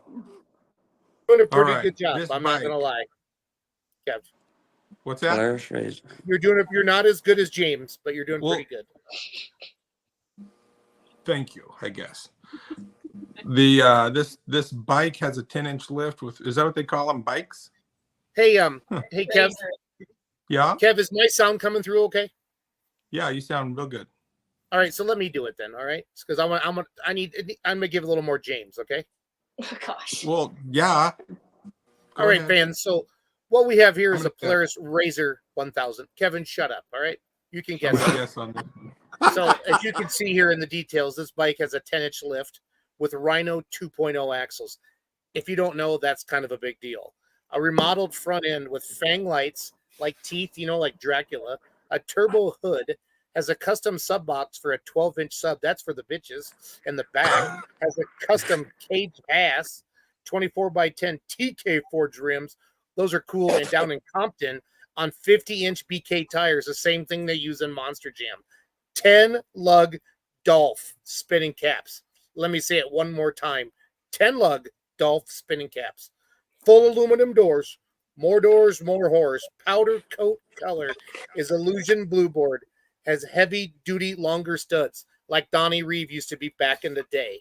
Has a custom steering wheel from Psychotic. 24 rock lights. Has a DS18 big battery. I have no idea what that means, but for the people who buy these, that must be pretty cool. Everything else is painted and in perfect shape. Arcadia, Florida. Florida. Oh, I did so good until the end. Brian Massetti, Everett, you go first. Way to go, Schultz. That was pretty funny. Everett, you go first. Kevin, write these down. 25,000. Uh-oh. 25,000. Got that wrote down, Kevin? Gee, yeah. Yeah, I wrote it down. Okay, Brian Massetti, BMass. I'm gonna go with 12,500. Lenny. I was gonna go with 20,000. Okay, and D. Reeve. Well, because I know firsthand that the 1,000 is like whatever. That's like 4 models ago, right? So that's old. Yes. That's old shit right there. So that guy's obviously moved on to some decent equipment. So I'm going to say 10 grand. Okay, and last but not least, our gracious host Kevin Massetti. He knows the price. I do. He doesn't know the I price. guess. Oh, he does. Yeah, that's a $69,000 machine. 69,000. Guess what? Everett cheated again. Everett cheated. Maybe he's How many just points does Zev get? way smart. 100. Everett gets half a 100. point. Half a point. He gets a half a That's point it. on that. Oh, half a point now. And right there is the end of the slideshow. The room that James is in, they have no lights tonight. Yeah, we're gonna need to get James back on this segment here. Yeah. We It's tried. fun, but it's not quite as fun without James. No, James is It has special. that flavor to it. We will definitely get you three back at least into one of the Facebook games all together because you deserve better. We kind of failed the Facebook game tonight, so we're going to bring you all back for another round of Facebook Marketplace. We had good intentions. We had good intentions. We tried. You guys did a good job. Clearly, you can see who the brains of this group is. It's not Kevin or myself. No, I think it's... Lanny, are you gonna start coming in on Monday nights? If we start a little earlier, because this is way past my bedtime. As my dog would say, I she second that. passed out on the floor. I don't even I'm know with what you time there. zone. I usually am in bed by 7 o'clock every night. We really appreciate you making an exception for Of us. course. Wow, Lanny, you like to party, Lanny. Sometimes. I did last year at GSI Friday night, but Saturday night I went to bed. I was tired. She's kind of young to be talking like that, isn't she? I think Yeah, so. but I understand what it means to get up and work, so I choose sleep. I choose sleep so I'm good for work the next day. I've done the partying all night and waking up early. It's not fun, so I choose to go to sleep. I'm only 26. I think on I behalf thought of of it next. all of us here at Let's Grow Pulling, I want to thank my unicorn, Kevin Massetti, Oh, who's going to bring good luck. Kevin, we're going to mount this collar. It's got a stick. We're putting it right on the roll cage for you, buddy. Right next to the GoPro. sweet. Sweet. Okay. In all seriousness, Brian Massetti, thank you for doing this, you and Christy. It's a labor of love. You're growing something special out there. I'm glad that you have big help and sponsorship. I know there's more than just Ev and Donnie that came on tonight, but I know they're a big part of it. You have a great team. You're getting pullers from New York that run Grand National and Champions Tour. This thing's on the come. We need to, as pullers out west, we need to let our fans know. I mean, we really do. Pulling is not as big of a deal out there, and it is the greatest motorsport on earth. And I'm telling you guys, with the full Pull Live subscription, there's a big database that's going to see this. It's going to be pretty awesome. So I'm excited. Definitely. We are too. Thank you for the opportunity to be on here with you. How much did you say you wanted to buy the podcast? I heard earlier you willing to change the name of the podcast. I said everything's for sale. So I think is that what you were referring to? Yeah, I caught that. It's all good. It's all good. Hang on. But yeah, let's put a bow on this. Right. Oh, I did. Christy was reminding me to thank our two major sponsors, American Crane and Reef Trucking. And I said I did earlier. And we are very grateful to the Reeve family and the Powell family for all that they do for us. We are looking forward to seeing everybody. People start rolling in Thursday, Friday. It's going to be filled up. Friday night, 6 p.m. We're going to let the green flag and the dirt fly. It's going to be awesome. Thank you, everybody, for joining us tonight. I do apologize to you three for our lackluster Facebook game, but we will get James back. We will make it. Do it again. We will make Facebook Marketplace great again. We're working on keeping pulling great out here. It's beautiful. We're going to keep growing it. We're going to keep doing it. Thank you all. Jason, do you have anything to add? See you all Thursday. On behalf of everyone involved, Jason, you all drive safe. You guys be careful out there. Have fun. All of our competitors traveling, if you're traveling from Madera, Chowchilla, Utah, Washington, there's Miss Lori. There's Lori. Wherever you're traveling from, travel safe. We look forward to seeing everybody. Somebody was asking to see Lori. I think it was Lainey was asking to see Lori earlier. So, I said, I want to see Lori, Lori. thanks for joining us. Lori, do you have anything to add? Nope. Be careful, honey. Nope. Well, Lori, All thank right, you. you guys have a good night.